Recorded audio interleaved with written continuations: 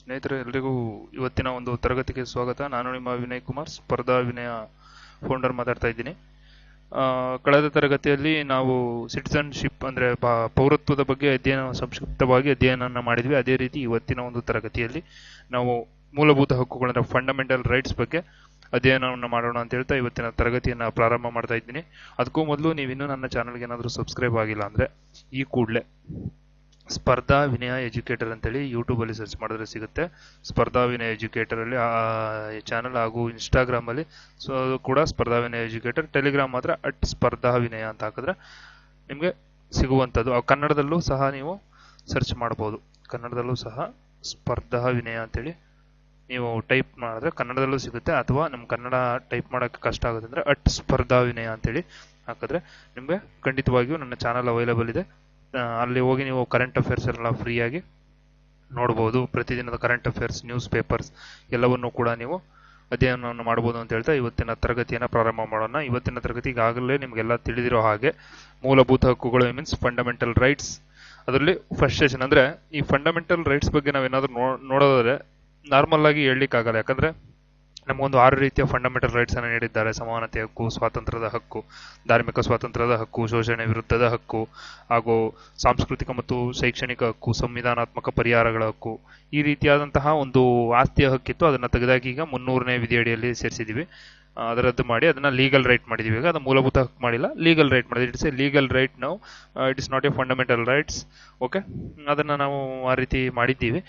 ಅಂದರೆ ಇವತ್ತಿನ ಒಂದು ಈ ತರಗತಿಯಲ್ಲಿ ನಾವು ನೋಡೋದಾದರೆ ಒಟ್ಟಾರೆಯಾಗಿ ಮೂಲಭೂತ ಹಕ್ಕುಗಳ ಬಗ್ಗೆ ಸಂಕ್ಷಿಪ್ತವಾಗಿ ಅಧ್ಯಯನವನ್ನು ಮಾಡಬೇಕು. ಯಾಕಂದರೆ ನಿಮಗೆ ಪ್ರಮುಖ ಪಾತ್ರ, ಸಂವಿಧಾನದಲ್ಲಿ ಪ್ರಮುಖ ಪಾತ್ರವನ್ನು ವಹಿಸ್ತಕ್ಕಂಥದ್ದು ಹಾಗೂ ಒಂದು ದೇಶದ ಸಂವಿಧಾನ ಅಂತ ಹೇಳೋದಂದರೆ ಪ್ರಮುಖ ಪಾತ್ರವನ್ನು ವಹಿಸ್ತಕ್ಕಂಥದ್ದೇ ಫಂಡಮೆಂಟಲ್ ರೈಟ್ಸ್ ಹಾಗೂ ರಾಜ್ಯ ನೀತಿ ನಿರ್ದೇಶಕ ತತ್ವಗಳು. ಹಾಗೂ ನಿಮಗೆ ಮತ್ತೊಂದು ಹೇಳ್ಬೇಕಂದ್ರೆ ಮೂಲಭೂತ ಕರ್ತವ್ಯಗಳು ಅಂದರೆ ಫಂಡಮೆಂಟಲ್ ಡ್ಯೂಟೀಸ್.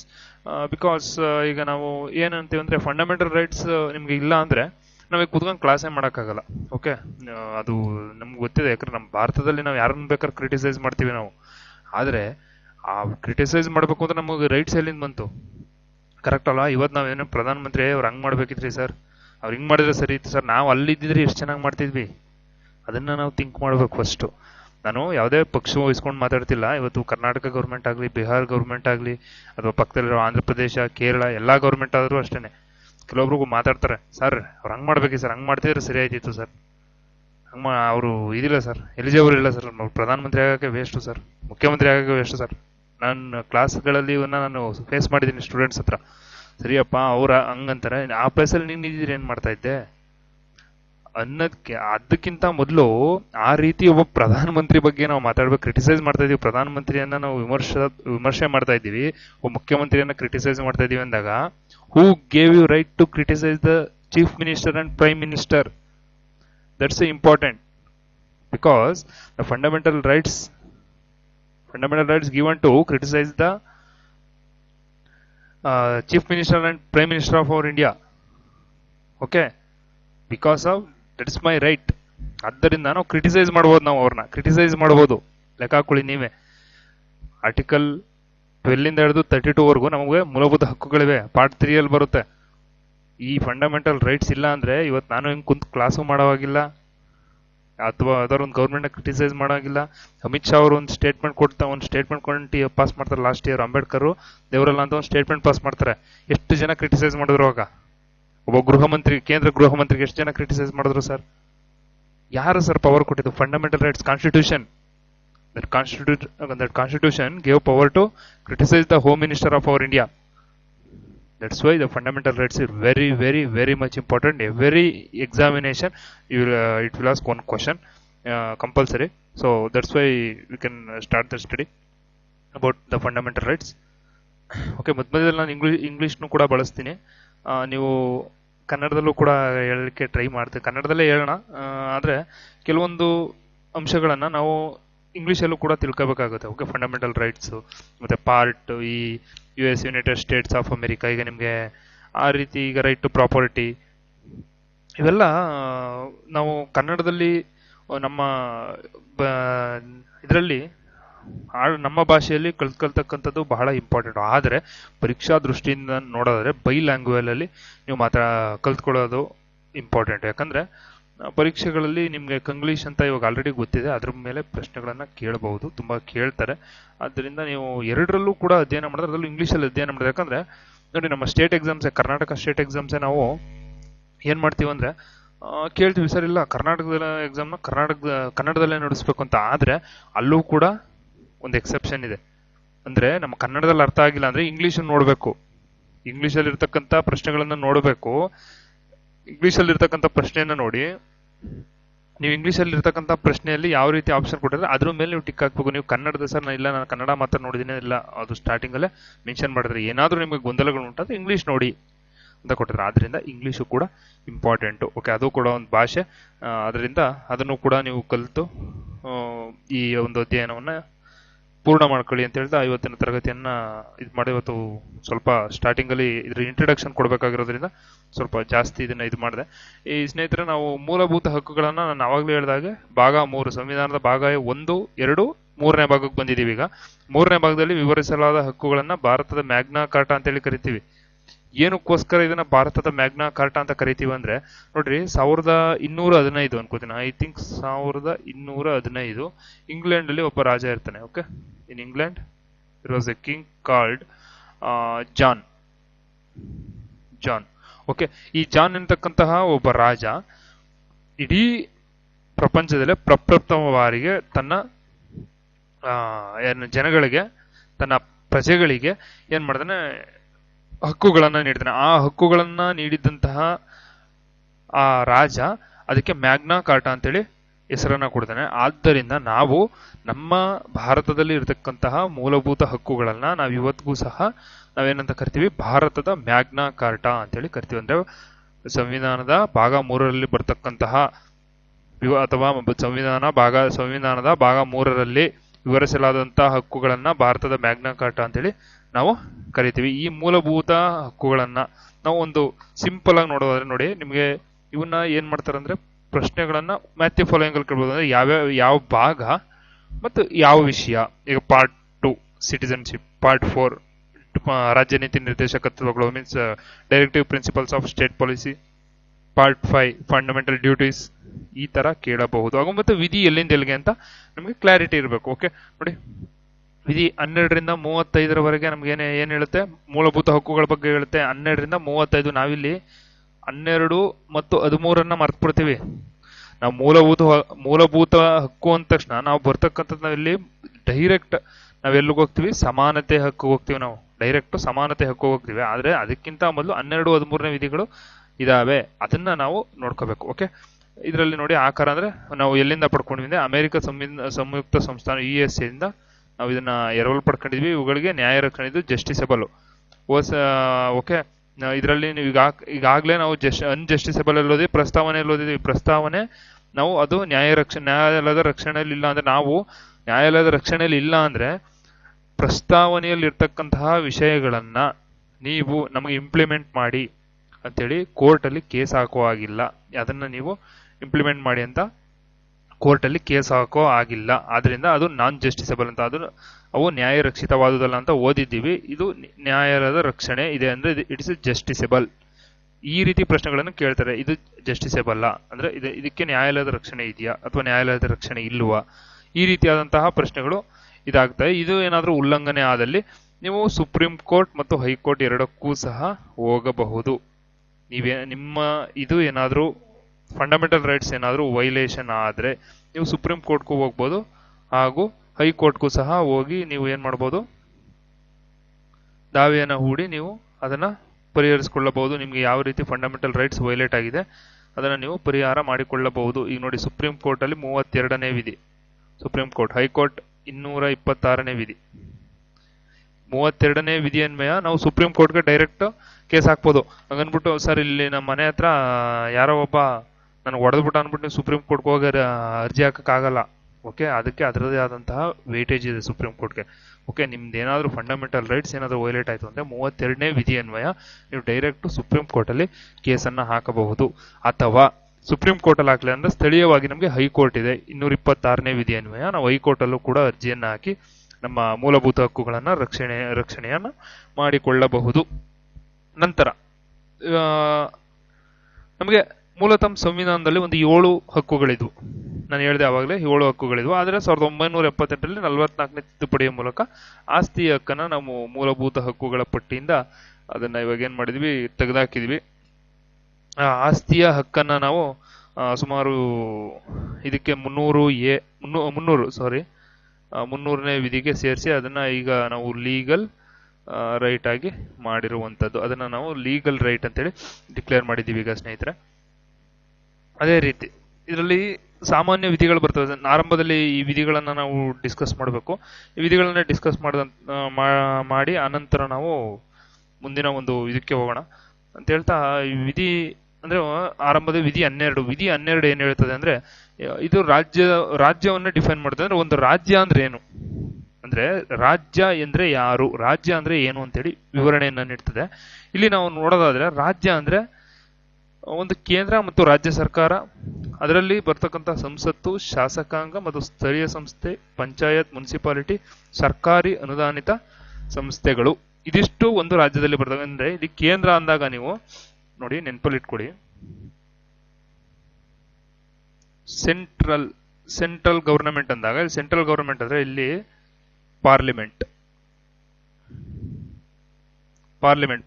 ಅಂದ್ರೆ ಏನು, ಲೋಕಸಭೆ ಪ್ಲಸ್ ರಾಜ್ಯಸಭೆ ಎರಡೂ ಬರ್ತಕ್ಕಂಥದ್ದು. ನೋಡಿ ಸಂಸತ್ತು ಮತ್ತು ಶಾಸಕಾಂಗ, ಇಲ್ಲಿ ರಾಜ್ಯ ಸ್ಟೇಟ್ ಅಂದ್ರೆ ಈಗ ಸ್ಟೇಟ್ ಅಂದ್ರೆ ಇಲ್ಲಿ legislative assembly plus legislative council, Vidhana Sabha ಮತ್ತು Vidhana Parishat plus municipality plus local bodies panchayat. ಮತ್ತೆ ಇನ್ನೇನ್ ಬರುತ್ತೆ ಇಲ್ಲಿ ಲೋಕಲ್, ಇದರಲ್ಲಿ ಇಲ್ಲಿ ಟ್ರಿಬ್ಯುನಲ್ ಕೂಡ ಬರುತ್ತೆ. ಟ್ರಿಬ್ಯುನಲ್ಸ್, ಸರ್ಕಾರಿ ಅನುದಾನಿತ ಸಂಸ್ಥೆಗಳು, ಟ್ರಿಬ್ಯುನಲ್ಸ್, ಪಬ್ಲಿಕ್ ಸೆಕ್ಟರ್ ಅಂಡರ್ಟೇಕಿಂಗ್, ಇವೆಲ್ಲ ಸರ್ಕಾರಿ ಅನುದಾನಿತ PSU. ಈ ರೀತಿ ಸರ್ ಈಗೆಲ್ಲ ನಿಮಗೆ ಪ್ರಶ್ನೆಗಳನ್ನ ಇಂಗ್ಲಿಷಲ್ಲಿ ಕೇಳೋದಂದ್ರೆ ಅದೇ ಇವಾಗ ಯಾವ ರೀತಿ ಮಾಡ್ತಾ ಇದ್ದಾನೆ ಅಂದ್ರೆ PSU public sector undertaking, PSU ಸರ್ಕಾರಿ ಅನುದಾನಿತ ಸಂಸ್ಥೆಗಳು, ಈ ರೀತಿಯಾದಂತಹ ಸಂಸ್ಥೆಗಳೆಲ್ಲ ಇರತಕ್ಕಂತಹ ಒಂದು ಸ್ಥಳವನ್ನ ನಾವೇನಂತ ಕರಿತೀವಿ, ರಾಜ್ಯ ಅಂತ ಕರಿತೀವಿ. ಅಂದ್ರೆ ಫಾರ್ ಎಕ್ಸಾಂಪಲ್ ಇಲ್ಲಿ ಇದು ಒಂದು ಓಕೆ, ಇಲ್ಲಿ ಸೆಂಟ್ರಲ್ ಗವರ್ಮೆಂಟ್ ಇದೆ, ಸ್ಟೇಟ್ ಗವರ್ಮೆಂಟ್ ಇದೆ. ಇಲ್ಲಿ ಸ್ಟೇಟ್ ಗವರ್ಮೆಂಟ್, ಸೆಂಟ್ರಲ್ ಗವರ್ಮೆಂಟ್ ಮತ್ತೆ ಸ್ಟೇಟ್ ಪಾರ್ಲಿಮೆಂಟ್ ಇದೆ, ಲೆಜಿಸ್ಲೇಟಿವ್ ಅಸೆಂಬ್ಲಿ, ಲೆಜಿಸ್ಲೇಟಿವ್ ಕೌನ್ಸಿಲ್, ಲೋಕಸಭೆ, ರಾಜ್ಯಸಭೆ, ಇದರೊಳಗಡೆ ನಮಗೆ ಮುನ್ಸಿಪಾಲಿಟಿ, ಪಂಚಾಯತ್ ಇವೆಲ್ಲ ಒಳಗೊಂಡಿದೆ. ಇದೆಲ್ಲ ಒಳಗೊಂಡಿರ್ತಕ್ಕಂತಹ ಒಂದು ಭೂಪ್ರದೇಶವನ್ನೇ ನಾವು ರಾಜ್ಯ ಅಂತ ಕರಿತೀವಿ. ಓಕೆ, ರಾಜ್ಯ ಅಂದ್ರೆ ಏನು ಅಂದ್ರೆ ಕೇವಲ ನಾವು ರಾಜ್ಯ ಅಂದ್ರೆ ಸರ್ ನಮ್ಮ ಕರ್ನಾಟಕ ರಾಜ್ಯ, ಮಹಾರಾಷ್ಟ್ರ ಅದಲ್ಲ.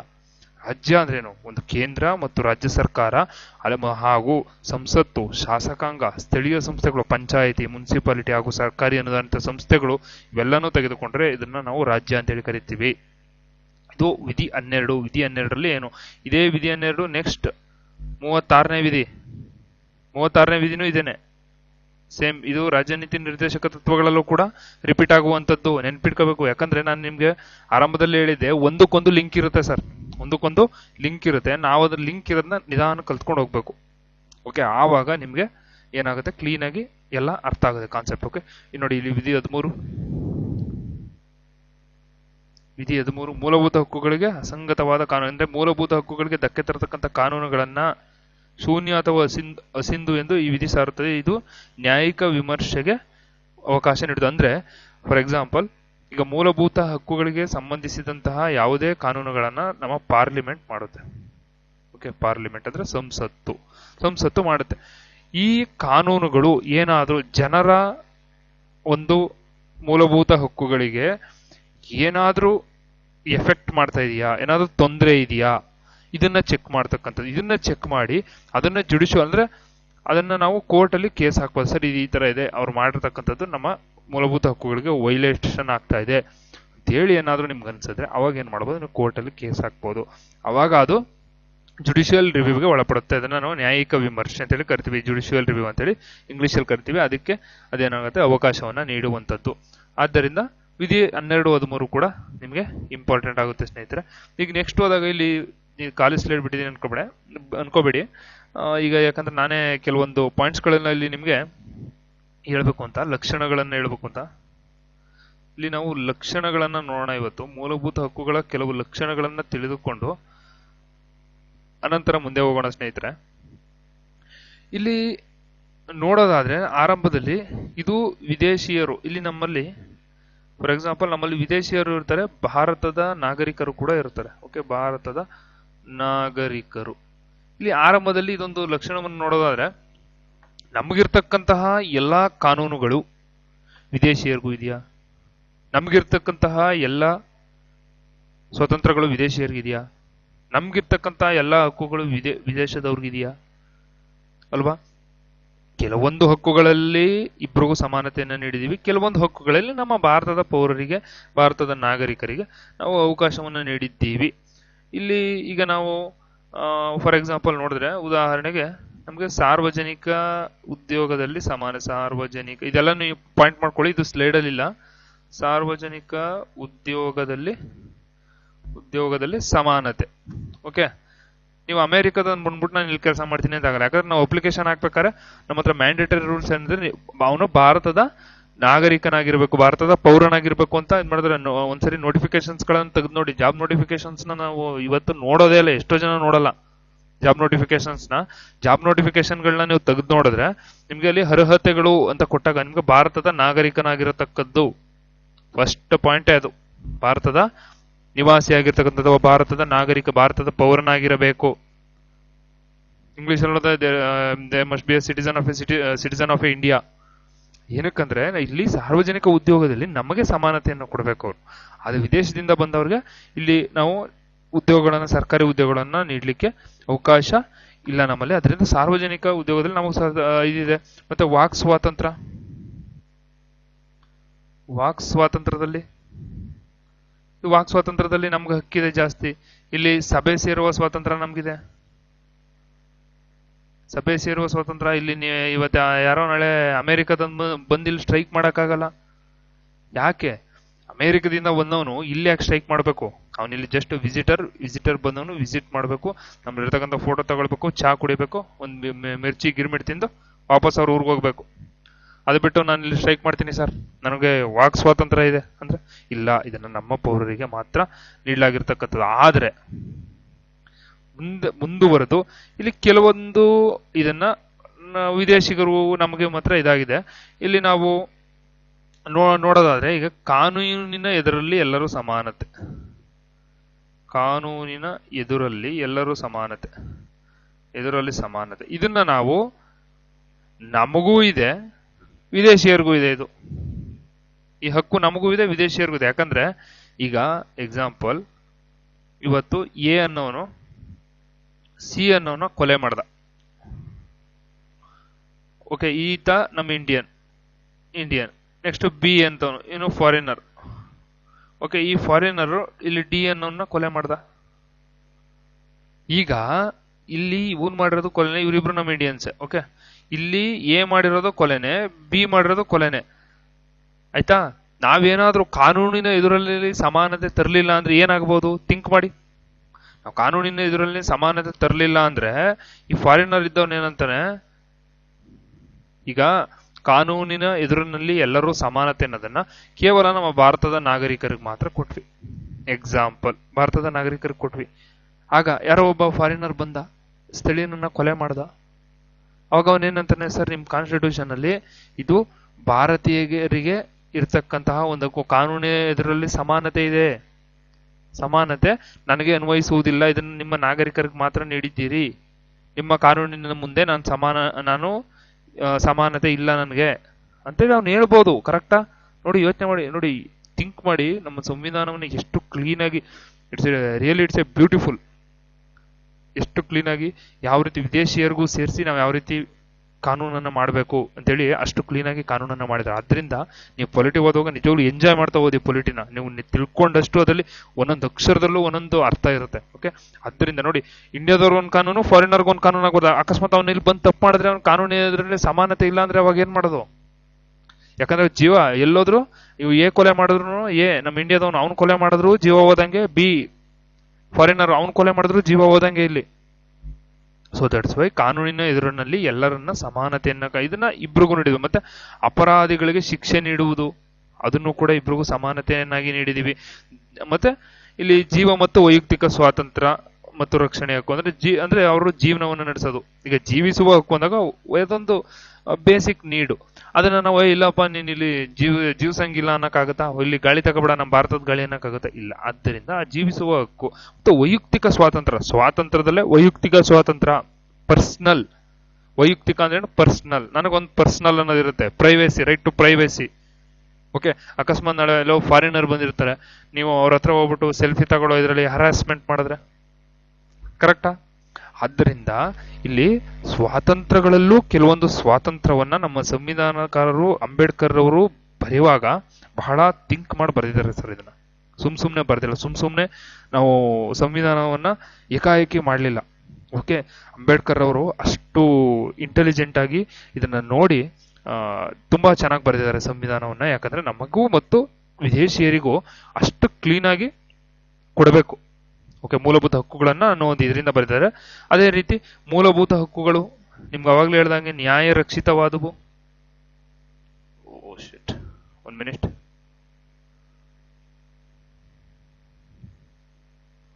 ಎಸ್, ನ್ಯಾಯ ರಕ್ಷಿತವಾದವು ಅಂದ್ರೆ ನ್ಯಾಯಾಲಯಕ್ಕೆ ನೀವು ಹೋಗಬಹುದು. According to article 32 you can put the case on Supreme Court. You can file the case on according to article 226 in High Court. Okay, article 32ರ ಇದರಲ್ಲಿ ನೀವು ಸುಪ್ರೀಂ ಕೋರ್ಟ್ಗೆ ಹೋಗ್ಬೋದು. 226ನೇ ವಿಧಿ ಅಡಿಯಲ್ಲಿ ನೀವು ಹೈಕೋರ್ಟ್ಗೆ ಹೋಗ್ಬೋದು, ನೀವು ಏನಾದರೂ ಮೂಲಭೂತ ಹಕ್ಕುಗಳ ವೈಲೇಷನ್ ಆದ್ರೆ. ಓಕೆ, ಅದೇ ರೀತಿ ಮೂಲಭೂತ ಇದರಲ್ಲಿ ಅಲಿಖಿತ ಹಕ್ಕುಗಳಿಗೆ ಅಂದ್ರೆ ಅಲಿಖಿತ ಅಂದ್ರೆ ಈಗ ನಮ್ದು ಬಂದು ರಿಟರ್ನ್ ಕಾನ್ಸ್ಟಿಟ್ಯೂಷನ್.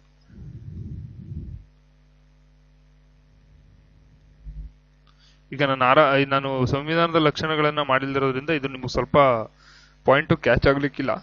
ನೋಡಿ, ನಮ್ದು ಲಿಖಿತ ಸಂವಿಧಾನ, ಲಿಖಿತ ಮತ್ತು ಲಿಖಿತ ಮತ್ತು ಬೃಹತ್ ಸಂವಿಧಾನ ನಮ್ದು ಲಿಖಿತ ಮತ್ತು ಬೃಹತ್ ಸಂವಿಧಾನ.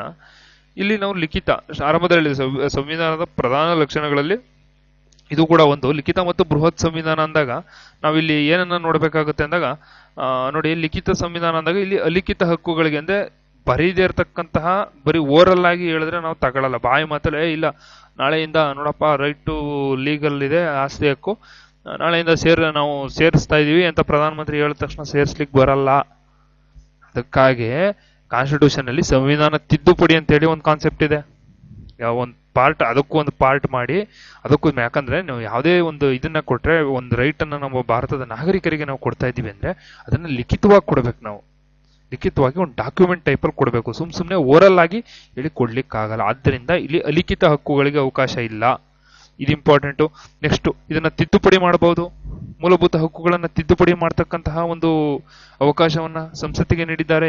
ಎಷ್ಟರಲ್ಲಿ? ನಾನು ಅವಾಗಲೇ ಹೇಳಿದೆ, 1978 44ನೇ ಕಾನ್ಸ್ಟಿಟ್ಯೂಷನಲ್ ಅಮೆಂಡ್ಮೆಂಟ್ ಆಕ್ಟ್ ತಿದ್ದುಪಡಿ ಮಾಡಿದ್ದಾರೆ. ಯಾವ್ದು ತೆಗೆದಿದ್ದಾರೆ? ರೈಟ್ ಟು ಪ್ರಾಪರ್ಟಿ, ಆಸ್ತಿ ಹಕ್ಕು, ರೈಟ್ ಟು ಪ್ರಾಪರ್ಟಿ. 44 ಕಾನ್ಸ್ಟಿಟ್ಯೂಷನಲ್ 44ನೇ ಸಂವಿಧಾನ ತಿದ್ದುಪಡಿಯ ಅನ್ವಯ 1978ರಲ್ಲಿ ರೈಟ್ ಟು ಪ್ರಾಪರ್ಟಿಯನ್ನ ತೆಗೆದುಹಾಕಿದ್ರು. ಅದೇ ರೀತಿ 86ನೇ ಸಂವಿಧಾನದ ತಿದ್ದುಪಡಿ ಏನ್ ಮಾಡಿದ್ರು? 21A ವಿಧಿಯಡಿಯನ್ನ 21A ಕ್ರಿಯೇಟ್ ಮಾಡಿ 6ರಿಂದ 14 ವರ್ಷದ ಮಕ್ಕಳಿಗೆ ಉಚಿತವಾದ ಶಿಕ್ಷಣ, ರೈಟ್ ಟು ಎಜುಕೇಶನ್ ತಿದ್ದುಪಡಿ ಮಾಡಬಹುದು. ನೋಡಿ ಎಷ್ಟು ಬ್ಯೂಟಿಫುಲ್. ಯಾಕಂದ್ರೆ ನಮ್ಗೆ ಹೆಚ್ಚು ಕಡಿಮೆ 2002ರವರೆಗೆ ನೋಡಿ, ಈ ಒಂದು ಇದು ಬರೋವರೆಗೆ ನಮ್ಮ ಮೂಲಭೂತ ಹಕ್ಕುಗಳಿಗೆ ಇದೇ ಇರ್ತಿರ್ಲಿಲ್ಲ. ಆದ್ರೆ 2002 86ನೇ ತಿದ್ದುಪಡಿ ಮಾಡಿದಾಗ, ಕಾನ್ಸ್ಟಿಟ್ಯೂಷನಲ್ ಅಮೆಂಡ್ಮೆಂಟ್ ಹಾಕಿ 86ನೇ ತಿದ್ದುಪಡಿಯನ್ನ ಮಾಡಿದಾಗ ನೋಡಿ ಎಷ್ಟು ಚೆನ್ನಾಗಿ ರೈಟ್ ಟು ಎಜುಕೇಶನ್, 6ರಿಂದ 14 ವರ್ಷದ ಮಕ್ಕಳಿಗೆ ಒಂದು ಬೇಸಿಕ್ ಎಜುಕೇಶನ್ ಅನ್ನ ಕೊಡಬೇಕು. ಅಂದ್ರೆ ಅಟ್ಲೀಸ್ಟ್ 10th ಮಾಡಬೇಕು. ಲಿಟ್ರಸಿ ರೇಟ್ ಇವಾಗ ಕಡಿಮೆ ಇದೆ ಸರ್ ನಮ್ಮ ದೇಶದಲ್ಲಿ. ಲಿಟ್ರಸಿ ಯಾಕಂದ್ರೆ ಹೆಣ್ಣು ಮಕ್ಕಳಿಗೆ ಎಜುಕೇಶನ್ ಅನ್ನ ಕೊಡ್ಸಲ್ಲ ನಾವು. ಏನಕ್ಕೆ ಅಂದ್ರೆ ಹೆಂಗೆ ಆದ್ರೂ ಬೇರೆಯವ್ರ ಮನೆಗೆ ಹೋಗೋದಲ್ವಾ ಅಂತ. ಅದು ತಪ್ಪದು. ಹೆಣ್ಮಕ್ಳಿಗೆ ಎಜುಕೇಶನ್ ಕೊಡಬೇಕು. ನಾವು ಚಿಕ್ಕ ವಯಸ್ಸಲ್ಲಿದ್ದಾಗ ನಾನು ನೋಡ್ತಿರ್ತೀವಿ, ಈಗಿನ ಶಾಲೆಗಳಲ್ಲಿ ನಾನು ಎಲ್ಲೂ ನೋಡಿಲ್ಲ. ಅವಾಗ ಒಂದು ಕೋಯಿಟ್ ಬರ್ದಿರ್ತಿತ್ತು, ಎಲ್ಲಾ ಶಾಲೆಗಳ ಮೇಲೆ ಒಂದು ಕೋಯಿಟ್ ಇರ್ತಿತ್ತು. ಹೆಣ್ಣೊಂದು ಕಲಿತರೆ ಶಾಲೆಯೊಂದು ತೆರೆದಂತೆ. ಅಂದ್ರೆ ಎಜುಕೇಶನ್ ಕೊಡ್ಬೇಕು ಸರ್. ಯಾಕಂದ್ರೆ ನಾಳೆ ದಿನ ನಾವು ಮದುವೆ ಆಗಿ ನಮಗೆ ಮಕ್ಕಳಾದಾಗ ನಾವು ಕೆಲ್ಸಕ್ಕೆ ಹೋಗ್ತೀವಿ. ಮೋಸ್ಟ್ ಪ್ರಾಬಬಲಿ ನಾವು ಹುಡುಗರು ಕೆಲ್ಸಕ್ಕೆ ಹೋಗ್ಲೇಬೇಕು, ಗಂಡಸರು ಕೆಲ್ಸಕ್ಕೆ ಹೋಗ್ತೀವಿ. ಅಂದ್ರೆ ಹೆಣ್ಮಕ್ಳು ಕೆಲ್ಸಕ್ಕೆ ಹೋಗ್ಬಾರ್ದು ಅಂತಲ್ಲ, ನೋಡ್ಕೊಳ್ಳಿ. ನಮ್ಮ ಹಿರಿಯರ ಒಂದು ಮೆಂಟಾಲಿಟಿ ಯಾವ ರೀತಿ ಇತ್ತು, ನಮ್ಮ ಪಿತೃಪ್ರಧಾನ ವ್ಯವಸ್ಥೆ ಯಾವ ರೀತಿ ಇತ್ತು ಅಂದ್ರೆ ನಾವು ಹೊರಗಡೆ ಹೋಗ್ತೀವಿ. ಹೆಣ್ಮಕ್ಳಿಗೆ ಏನಕ್ಕೆ ಎಜುಕೇಶನ್ ಕೊಡ್ಬೇಕು? ಯಾಕಂದ್ರೆ ಅವ್ರ ಮನೇಲಿ ಕೆಲಸ ಮಾಡ್ಕೊಂಡಿರೋರು, ಅವ್ರಿಗೆ ಏನಕ್ಕೆ ಎಜುಕೇಶನ್ ಕೊಡ್ಬೇಕು? ನೋಡಿ ಯಾವ ರೀತಿ ಇತ್ತು ಅಂತ. 2002 ಇದು ಇರಲಿಲ್ಲ. 2002 ಒಂದು ಇದನ್ನ ತಂದಾಗ ಇಲ್ಲಿ ನಾವು ಗಮನಿಸಬೇಕಾಗಿರೋದು ಏನಂದ್ರೆ, ಅಲ್ಲಿವರೆಗೆ ರೈಟ್ ಟು ಎಜುಕೇಶನ್ ಇಲ್ಲ. ನೀವು ಸ್ಕೂಲ್ ಕಳಿಸಿ ಬಿಡಿ. ಇದರಿಂದ ಏನಾಗ್ತಿತ್ತು ಸರ್? ಇದರಿಂದ ಹೆಣ್ಮಕ್ಳಿಗೆ ಎಜುಕೇಶನ್ ಇಲ್ಲ. ನಾಳೆ ದಿನ ಹೆಣ್ಮಕ್ಳಿಗೆ ಎಜುಕೇಶನ್ ನಾವು ಮದುವೆ ಮಾಡಿದ್ರಿ, ಆ ಮದುವೆ ಮಾಡಿದಾಗ ನಮ್ಮ ಮಕ್ಕಳು ಯಾವುದೋ ಮದುವೆ ಅವ್ರಿಗೆ ಒಂದು ಗಂಡು ಮಗು, ಒಂದು ಗಂಡ ಹೆಂಡತಿ, ಫಾರ್ ಎಕ್ಸಾಂಪಲ್ ನೋಡಿ, A+B ಮದುವೆ ಮಾಡಿದೀರಾ, C ಮಗು. ಇಲ್ಲಿ A ಕೆಲ್ಸಕ್ಕೆ ಹೋಗ್ತಾ ಇರ್ತಾರೆ, ಮನೆಗೆ ಈಗ ಒಂದು 9 ಗಂಟೆಗೆ ಹೋದ್ರೆ ಸಂಜೆ ಒಂದು 7 ಗಂಟೆಗೆ ಕೆಲಸದಿಂದ ಬರ್ತಾರೆ. ಇಲ್ಲಿ ನೋಡಿ, ಬೆಳಿಗ್ಗೆ ಒಂದು 3 ಅವರ್, ಇಲ್ಲಿ ಸಂಜೆ ಬಂದು ಒಂದು 3 ಅವರ್, ಈ ಒಂದು 6 ಅವರ್ ಮಾತ್ರ ಇವ್ರು ಇಂಟ್ರಾಕ್ಷನ್ ಮಾಡೋದು. ಆದ್ರೆ ಒಬ್ಬಳು ತಾಯಿ ಒಂದು ಮಗು ಜೊತೆ ಎಲ್ಲಾ ಟೈಮಲ್ಲೂ ಇಂಟ್ರಾಕ್ಷನ್ ಮಾಡ್ತಾರೆ. ಯಾಕಂದ್ರೆ ಚಿಕ್ಕನಿಂದ ಹಿಡಿದ್ರು, ಅಂದ್ರೆ ಹೆತ್ತಾಗ್ಲಿಂದ ಹಿಡಿದು ನಾನು 9 ತಿಂಗಳು ಹೊತ್ತು ಸಾಕಿ ಅನಂತರ 5 ವರ್ಷದವರೆಗೆ ತಾಯಿ ಮಗು ಜೊತೆನೆ ಇರ್ತಾಳೆ ಸರ್. 5 ರಿಂದ 6 ವರ್ಷದವರೆಗೂ ತಾಯಿ ಮಗು ಜೊತೆನೆ ಟೈಮ್ ಸ್ಪೆಂಡ್. ಆದ್ರಿಂದಾನೇ ನೋಡಿ, ಚಿಕ್ಕ ಮಕ್ಕಳುಗಳು ಅಪ್ಪನ ಜೊತೆ ಜಾಸ್ತಿ ಬೆರಲ್ಲ, ಅಮ್ಮನ ಜೊತೆ ಜಾಸ್ತಿ ಬೆರೀತವೆ. ಏನಕ್ಕಂದ್ರೆ 6 ವರ್ಷದ ಬಾಂಡಿಂಗ್ ಆಗಿರುತ್ತೆ. ಸೊ ನಾವು ಹೆಣ್ಮಕ್ಳಿಗೆ ಎಜುಕೇಶನ್ ಕೊಡ್ಸೋದ್ರಿಂದ ಏನ್ ಬೆನಿಫಿಟ್ ನೋಡಿ. ಇಲ್ಲಿ ಒಂದು, ಅವರು ಕೂಡ ನಮ್ಮಂಗೆ ಫ್ರೀಡಮ್ ಆಗಿ ಬದುಕಬೇಕು. ಕರೆಕ್ಟಾ? ಇವತ್ತು ಹೆಣ್ಣು ಅಬಲೆ ಅಲ್ಲ, ಸಬಲೆ. ಅವರು ಕೂಡ ನಾವು ಅವರನ್ನು ಕೂಡ ಬದುಕಲಿಕ್ಕೆ ಬಿಡಬೇಕು. ಹಾಗಾದ್ರೆ ರೆಸ್ಟ್ರಿಕ್ಷನ್ಸ್ ಹಾಕ್ಬಾರ್ದು ನಾವು ಅವ್ರಿಗೆ. ಓಕೆ, ಇದರಿಂದ ಏನಾಗ್ತಿತ್ತು? ರೈಟ್ ಟು ಎಜುಕೇಶನ್ ಬಂತು. ರೈಟ್ ಟು ಎಜುಕೇಶನ್ ಬಂದಾಗ್ರಿಂದ ನಮಗೆ 6 ರಿಂದ 14 ಈ ತಾಯಿ ಮಗು ಜೊತೆ ಜಾಸ್ತಿ ಇರೋದ್ರಿಂದ, ಇಂಟ್ರಾಕ್ಷನ್ ಮಾಡೋದ್ರಿಂದ, ಆ ಮಗುನ ನಾವು ಸ್ಕೂಲ್ ಕಳಿಸಿರ್ತೀವಿ. ಆ ಮಗು ಸ್ಕೂಲ್ ಕಳಿಸಿದಾಗ ಆ ಮಗುಗೆ ಹೇಳ್ಕೊಡ್ಲಿಕ್ಕೆ ತಾಯಿಗೆ ಏನಾದ್ರೂ ಗೊತ್ತಿರ್ಬೇಕಲ್ಲ. ಕರೆಕ್ಟಾ? ಸೊ ನಮ್ ಗೌರ್ಮೆಂಟ್ ಏನ್ ಮಾಡ್ತು, 6 ರಿಂದ 14 ವರ್ಷದ ಮಕ್ಕಳಿಗೆ, ಅಂದ್ರೆ ಮಿನಿಮಮ್ 10th ಆದ್ರೂ ಕೂಡ ಕಲ್ತಿದ್ರೆ ಅವಾಗ ನಮ್ಮಲ್ಲಿ ಲಿಟ್ರಸಿ ರೇಟ್ ಜಾಸ್ತಿ ಆಗುತ್ತೆ. ಮತ್ತೆ ಒಂದು ಅವೇರ್ನೆಸ್ ಇರುತ್ತೆ, ಲೋಕದ ಬಗ್ಗೆ ತಿಳ್ಕೊಂಡಿರ್ತಾರೆ, ಒಂದು ಅವೇರ್ನೆಸ್ ಇರುತ್ತೆ. ಆ ಒಂದು ಕಾರಣದಿಂದ ಇದನ್ನು ತಿದ್ದುಪಡಿ ಮಾಡಬಹುದು. ಈ ತಿದ್ದುಪಡಿ ಬಂದಾಗ ಹೇಳಿದೆ, ಇದು ರೈಟ್ ಟು ಎಜುಕೇಶನ್ ಬಂದಾಗ ನಾನು ಕ್ಲೀನ್ ಆಗಿ ಎಕ್ಸ್ಪ್ಲೈನ್ ಮಾಡ್ತೀನಿ ಇನ್ನು. ನೆಕ್ಸ್ಟ್ ಇದನ್ನ ಅಮಾನತುಗೊಳಿಸಬಹುದು ಸರ್. ಇದನ್ನ ಸಸ್ಪೆಂಡ್ ಮಾಡಬಹುದು ಅಂದ್ರೆ ಹೌದು, ಖಂಡಿತ ಸಸ್ಪೆಂಡ್ ಮಾಡಬಹುದು. ಮೂಲಭೂತ ಹಕ್ಕುಗಳನ್ನ ನಾವು ಸಸ್ಪೆಂಡ್ ಕೂಡ ಮಾಡಬಹುದು. ಸರ್ ಏನ್ ಸರ್ ಇವಾಗ ತಾನೇ ಹೇಳಿದ್ರಿ ಮೂಲಭೂತ ಹಕ್ಕುಗಳು ಅಂದ್ರೆ? ಅದು ಮ್ಯಾಗ್ನಾ ಕಾರ್ಟಾ ಇದ್ದಕ್ಕೆ ನೀವು ಆರ್ಟಿಕಲ್ 32 ಅಂಡರ್ ಅಲ್ಲಿ ನೀವು ಸುಪ್ರೀಂ ಕೋರ್ಟ್ಗೆ ಹೋಗಿ, ಆರ್ಟಿಕಲ್ 226 ಅಂಡರ್ ಅಲ್ಲಿ ನೀವು ಹೈಕೋರ್ಟ್ಗೆ ಹೋಗಿ ಅಂತ ಹೇಳಿದ್ರಿ. ಈಗಾಗ್ಲೇ ಅದನ್ನ ಸಸ್ಪೆಂಡ್ ಮಾಡಬಹುದು ಅಂತ ಹೇಳ್ತಾ ಇದ್ರಲ್ಲ ಸರ್. ನೋಡಿ, ಸಂವಿಧಾನದ 2 ವಿಧಿಗಳಿದಾವೆ. ಒಂದ್ ನಿಮಿಷ. ಓಕೆ, ಸಂವಿಧಾನದ 2 ವಿಧಿ 20 and 21 ಸರ್. ಆರ್ಟಿಕಲ್ 21 and 26 ಅಂತೇಳಿ ನಮ್ಮಲ್ಲಿ 2 ವಿಧಿಗಳಿದಾವೆ. ಈ 2 ವಿಧಿಗಳು ಏನ್ ಹೇಳ್ತವೆ ಅಂದ್ರೆ, ಒಂದು ನೋಡಿ, ಅಪರಾಧಿಗಳಿಗೆ ರಕ್ಷಣೆ. ಇನ್ನೊಂದು ಜೀವಿಸುವ, ನಾನು ಆರಂಭದಲ್ಲೇ ಹೇಳಿದೆ, ಜೀವಿಸುವ ಅಂಡ್ ವೈಯಕ್ತಿಕ ಸ್ವಾತಂತ್ರ್ಯ. ಈ 2 ಬಿಟ್ಟು ನೋಡಿ, ಸಸ್ಪೆಂಡ್ ಅಂದ್ರೆ ಅಮಾನತು. Okay, article 21 except article 21 and 22 we can suspend all fundamental rights in during the national emergency. ಅಂದ್ರೆ ರಾಷ್ಟ್ರೀಯ ತುರ್ತು ಪರಿಸ್ಥಿತಿ ಅಂಡರ್ ಆರ್ಟಿಕಲ್ 352. 352ನೇ ವಿಧಿಯನ್ವಯ ರಾಷ್ಟ್ರೀಯ ತುರ್ತು ಪರಿಸ್ಥಿತಿಯಂತಹ ಸಂದರ್ಭದಲ್ಲಿ ನಿಮ್ಗೆ ಕೊಟ್ಟಿರತಕ್ಕಂತಹ ಎಲ್ಲಾ ಮೂಲಭೂತ ಹಕ್ಕುಗಳನ್ನ ಸಂಸತ್ತು ಕಸಿದುಕೊಳ್ಳಬಹುದು. Except article 21 and 22. ಆರ್ಟಿಕಲ್ 21 22 ನ ಸಸ್ಪೆಂಡ್ ಮಾಡಕ್ಕಿಲ್ಲ, ಯಾವುದೇ ಕಾರಣಕ್ಕೂ ಸಸ್ಪೆಂಡ್ ಮಾಡಂಗಿಲ್ಲ. ಅವೆರಡನ್ನ ಹೊರತುಪಡಿಸಿ ಎಲ್ಲವನ್ನು ಕೂಡ ನೀವು ಸಸ್ಪೆಂಡ್ ಮಾಡಬಹುದು. ಅಂದ್ರೆ ಆರ್ಟಿಕಲ್ 20 ಏನ್ ಹೇಳುತ್ತೆ ಅಂದ್ರೆ, ಅಪರಾಧಿಗಳಿಗೆ ರಕ್ಷಣೆಯನ್ನು ನೀಡತಕ್ಕಂಥದ್ದು. ಸರ್ ಏನಕ್ಕೆ ಸರ್ ಅಪರಾಧಿಗಳಿಗೆ ಯಾಕೆ ಸರ್ ರಕ್ಷಣೆಯನ್ನು ನೀಡಬೇಕು ಅಂದ್ರೆ, ನೋಡಿ ಅವ್ರು ಆಲ್ರೆಡಿ ಒಂದು ತಪ್ಪು ಮಾಡಿ ಜೈಲ್ಗೆ ಹೋಗಿದ್ದಾರೆ ಸರ್. ನೋಡಿ, ನಾವು ಅವರು ಜೈಲ್ಗೆ ಹೋಗಿದ ಮಾತ್ರಕ್ಕೆ ಕೆಟ್ಟವರು ಅಂತ ನಾವು ಡಿಸೈಡ್ ಮಾಡೋದಲ್ಲ. ಓಕೆ, ಆಲ್ರೆಡಿ ಅವ್ರು ಮಾಡಿರ್ತಕ್ಕಂತಹ ಒಂದು ತಪ್ಪಿಗೆ ಆಲ್ರೆಡಿ ಅವ್ರು ಜೈಲಲ್ಲಿ ಇದ್ದು ಶಿಕ್ಷೆ ಅನುಭವಿಸ್ತಾ ಇದ್ದಾರೆ. ಅವ್ರಿಗೆ ರಕ್ಷಣೆಯನ್ನ ಕೊಡ್ತಕ್ಕಂಥದ್ದು ಕರ್ತವ್ಯ, ಸರ್ಕಾರದ ಒಂದು ಕರ್ತವ್ಯ. ಆದ್ದರಿಂದ ಅಪರಾಧಗಳಿಗೆ ಒಂದು ರಕ್ಷಣೆಯನ್ನ ನೀಡಬೇಕು.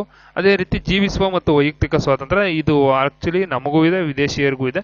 ಇದೊಂದು ಬೇಸಿಕ್ ನೀಡು, ಜೀವಿಸ್ತಕ್ಕಂಥದ್ದು ಮತ್ತು ವೈಯಕ್ತಿಕ ಸ್ವಾತಂತ್ರ್ಯ ಅನ್ನತಕ್ಕಂಥದ್ದು ಒಂದು ಬೇಸಿಕ್ ನೀಡು. ಇದನ್ನು ಕೂಡ ನಾವು ಖಂಡಿತವಾಗಿಯೂ ಇದು ಮಾಡೋಕ್ಕಾಗಲ್ಲ, ಸಸ್ಪೆಂಡ್ ಮಾಡ್ಲಿಕ್ಕಾಗಲ್ಲ. ನಾವು ಈ ಮೂಲಕ ಸಸ್ಪೆಂಡ್ ಅನ್ನ ಮಾಡಬಹುದು.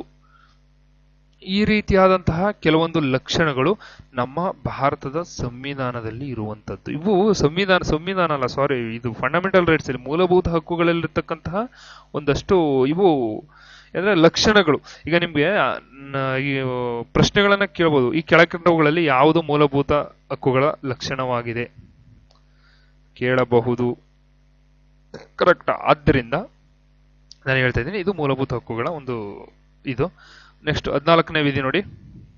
ಇಲ್ಲಿಂದ ವಿಧಿಗಳು ಸ್ಟಾರ್ಟ್ ಸರ್. ಈಗ ಇಷ್ಟೊತ್ತು ಹೇಳಿದ್ದು ನಿಮ್ಗೆ ಒಂದು ಫ್ರೇಮ್ ವರ್ಕ್ ಕೊಟ್ಟಿದ್ದೀನಿ ನಾನು. ಓಕೆ, ಇಲ್ಲಿಂದ ನಾನು ವಿಧಿಗಳನ್ನ ಸ್ವಲ್ಪ ಸ್ಪೀಡ್ ಮಾಡ್ಕೊಂಡು ಹೋಗ್ತೀನಿ, ನಿಮಗೆ ಕ್ಯಾಚ್ ಆಗ್ಬೇಕದು. ಯಾಕಂದ್ರೆ ನಾನು ಈ ಇದರಲ್ಲೇ ಹೇಳುವಾಗಲೇ ಈಗ ರೈಟ್ ಟು ಎಜುಕೇಶನ್ ಬಗ್ಗೆ, ಎಜುಕೇಶನ್ ಯಾಕೆ 6ರಿಂದ 14 ವರ್ಷ ಮಾಡೋದು ಅಂತ ಹೇಳಿದ್ದೀನಿ ನಿಮ್ಗೆ. ನೆಕ್ಸ್ಟ್ ನಾನು ರೈಟ್ ಟು ಎಜುಕೇಶನ್ ಅಂದ್ರೆ 6ರಿಂದ 14 ವರ್ಷದ ಒಳಗಿನ ಮಕ್ಕಳಿಗೆ ಕಡ್ಡಾಯವಾಗಿ ಉಚಿತ ಮತ್ತು ಕಡ್ಡಾಯ ಶಿಕ್ಷಣ ನೀಡಬೇಕು ಅಂತ ಹೇಳಿದ ತಕ್ಷಣ, ಓ ಸರ್ ನಮ್ಗೆ ಅಲ್ಲಿ ಹೇಳಿದ್ದಾರೆ, ಇಲ್ಲಿ ಕ್ಯಾಚ್ ಮಾಡ್ಕೋ, ಲಿಂಕ್ ಮಾಡ್ಕೋಬೇಕು. ಇಲ್ಲಿ ಅದನ್ನ ಇಲ್ಲಿ ಕೇಳಿ ಇಲ್ಲಿ ಬಿಡಬಾರ್ದು. ಓಕೆ,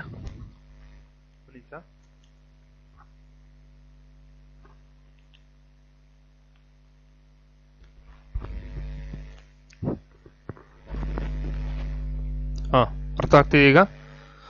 ನೆಕ್ಸ್ಟ್ ಈಗ 14ನೇ ವಿಧಿಗಳ ಕಡೆ ಹೋಗೋಣ. ನಿಮ್ಗೆ ಆಲ್ರೆಡಿ 12 ಮತ್ತು 13ನೇ ವಿಧಿಯನ್ನ ನಾನು ಎಕ್ಸ್ಪ್ಲೈನ್ ಮಾಡಾಯ್ತು ನೋಡಿ. ಇಲ್ಲಿ 14ನೇ ವಿಧಿ ಬಂದ್ರೆ ಕಾನೂನಿನ ಮುಂದೆ ಸಮಾನತೆ, ಕಾನೂನಿನ ಸಮಾನ ರಕ್ಷಣೆ, ಇದೆರಡು. 14ನೇ ವಿಧಿ 2 ಇದನ್ನ ನಿಮ್ಗೆ ಫ್ಯಾಕ್ಟ್ಸ್ ಇದೆ ಅಲ್ಲಿ. ಒಂದು ಕಾನೂನಿನ ಸಮಾನ ರಕ್ಷಣೆ, ಒಂದು ಕಾನೂನಿನ ಮುಂದೆ ಸಮಾನತೆ. ನೋಡಿ ಸರ್, ಕಾನೂನಿನ ಮುಂದೆ ಸಮಾನತೆ ಈ ಒಂದು ಪರಿಕಲ್ಪನೆಯನ್ನು ನಾವು ಬ್ರಿಟಿಷ್ ಸಂವಿಧಾನದಿಂದ ಪಡ್ಕೊ ಬಂದಿದೀವಿ. ಅಂದ್ರೆ ಕಾನೂನಿಗಿಂತ ಯಾರು ಮೇಲಲ್ಲ. ಈ ಹಳ್ಳಿ ಕಡೆ ಮಾತಾಡ್ತಾ ಇರುವಾಗ ನೋಡಿ ಹೇಳ್ತಾರೆ, ಅವನದೇನ್ ಕಾನೂನು, ಅವನೇನು ಲಾಗಿ ಕಾನೂನಿಗಿಂತ ಮೇಲ್ಗಡೆ ಅವನು, ನನಗೂ ಕಾನೂನು ಗೊತ್ತು, ಅವನು ಕಾನೂನಿಗಿಂತ ಮೇಲ್ಗಡೆ ಅವನು ಅಂತಾರೆ ಅಲ್ವಾ. ಏನಕ್ಕಂದ್ರೆ ಕಾನೂನಿಗಿಂತ ಮೇಲೆ ಯಾರು ಇಲ್ಲ. ನಾನಾದ್ರೂ ಇರ್ಬೋದು, ನೀವಾದ್ರೂ ಇರ್ಬೋದು, ಅಥವಾ ಯಾವುದೇ ರಾಜಕಾರಣಿ ಇರ್ಬೋದು, ಕಾನೂನಿನ ಮುಂದೆ ಎಲ್ರಿಗೂ ಕೂಡ ಸಮಾನತೆ ಇರುವಂತದ್ದು. ಅದೇ ರೀತಿ ಕಾನೂನಿನ ಸಮಾನ ರಕ್ಷಣೆ, ಈ ತತ್ವವನ್ನ ನಾವು ಅಮೆರಿಕ ಸಂವಿಧಾನದಿಂದ ಎರವರು ಪಡ್ಕ ಬಂದಿದ್ದೀವಿ. ಅಂದ್ರೆ ಕಾನೂನಿನ ಮುಂದೆ ಸಮಾನತೆ ಇರಬೇಕು ಹಾಗೂ ಸಮಾನವಾದ ರಕ್ಷಣೆ ಇರಬೇಕು. ಓಕೆ, ಈಗ ನಾನು ಕೆಲವೊಂದನ್ನ ಹೆಸರು ಹೇಳಲಿಕ್ಕೆ ಹೋಗಲ್ಲ. ಈಗ ಕಾನೂನಿನ ಮುಂದೆ ಸಮಾನತೆ ಯಾವ್ದ, ಈಗ ನೋಡಿ, ಕಾನೂನಿನ ಮುಂದೆ ಸಮಾನತೆ. ಇಲ್ಲಿ ಎ ಅನ್ನೋನು ಜೈಲ್ಗೆ ಹೋಯ್ತಾನೆ. Okay, jail. ಈತ ಯಾವುದೋ ಪ್ರಭಾವಿ ಪೊಲಿಟಿಕಲ್ ಪಾರ್ಟಿ ಲೀಡರ್ ಅನ್ಕೊಳ್ಳಿ. ಓಕೆ, ಈ ಒಂದು political party leader. Okay, XYZ political party. ನಾವು ಯಾವುದೇ ಇಲ್ಲಿ ರಾಜಕೀಯ ಎಲ್ಲ ಮಾತಾಡೋದು ಬೇಡ. ಈ ಜೈಲ್ಗೆ ಹೋಗ್ತಾನೆ. ಇಲ್ಲಿ ಈತ ಏನ್ ಮಾಡ್ತಾನೆ ಅಂದ್ರೆ, ತನ್ನ ವಿಚಾರಣೆಯನ್ನು ಎದುರಿಸ್ಬೇಕಾದ್ರೆ ಅವ್ರಿಗೆ ನಾನು ಬಂದಿರೋ ಜೈಲಿಗೆ ಅನ್ನೋ ಫೀಲೇ ಆಗಲ್ಲ ಅವ್ರಿಗೆ. ಕಾನೂನಿನ ಮುಂದೆ ಎಲ್ಲರೂ ಸಮಾನತೆ ಅಂತ ಹೇಳಿದ್ವಿ. ಆದ್ರೆ ಅವರು ನನಗೆ ಹಾಸಿಗೆ ಸರಿ ಇಲ್ಲ, ದಿಮ್ ಸರಿ ಇಲ್ಲ, ಊಟ ಸರಿ ಇಲ್ಲ, ನಂಗೆ ಮನೆ ಊಟ ಕೊಡ್ಸಿ, ನನಗೆ ಇನ್ನೊಂದು ಮಾಡಿ, ಟಿವಿ ಬೇಕು, news paper okay, news paper ಕೊಡೋಣ, ಒಂದು ನ್ಯೂಸ್ ಪೇಪರ್ ಪ್ರೊವೈಡ್ ಮಾಡೋದ್ರಲ್ಲ ಏನಿಲ್ಲ, ಟಿವಿ ಬೇಕು. ನೀವು ಹೋಗಿರೋದು ಸರ್ ಜೈಲ್ಗೆ. ಓಕೆ, ನೀವು ಹೋಗಿರೋದು ಜೈಲ್ಗೆ, ರೆಸಾರ್ಟ್ಗಲ್ಲ. ಕೇಳ್ತಕ್ಕಂಥದ್ದು ಏನಂದ್ರೆ ಕಾನೂನಿನ ಮುಂದೆ ಸಮಾನತೆ. ಲಾ ಮಾಡೋರು, ಪೊಲಿಟಿಕಲ್ ಪಾರ್ಟಿ ಲೀಡರ್ಸ್, ಲಾ ಮಾಡೋರು ಹೋಗಿ ಕುತ್ಕೋಬಿಟ್ಟು ನನಗೆ ಫೆಸಿಲಿಟಿ ಸರಿ ಇಲ್ಲ, ಬೆಂಚ್ ಮೇಲೆ ಅಲ್ಲಿ ನನಗೆ ನೆಲದ ಮೇಲೆ ಮಲಗಿಸ್ತಾವ್ರೆ.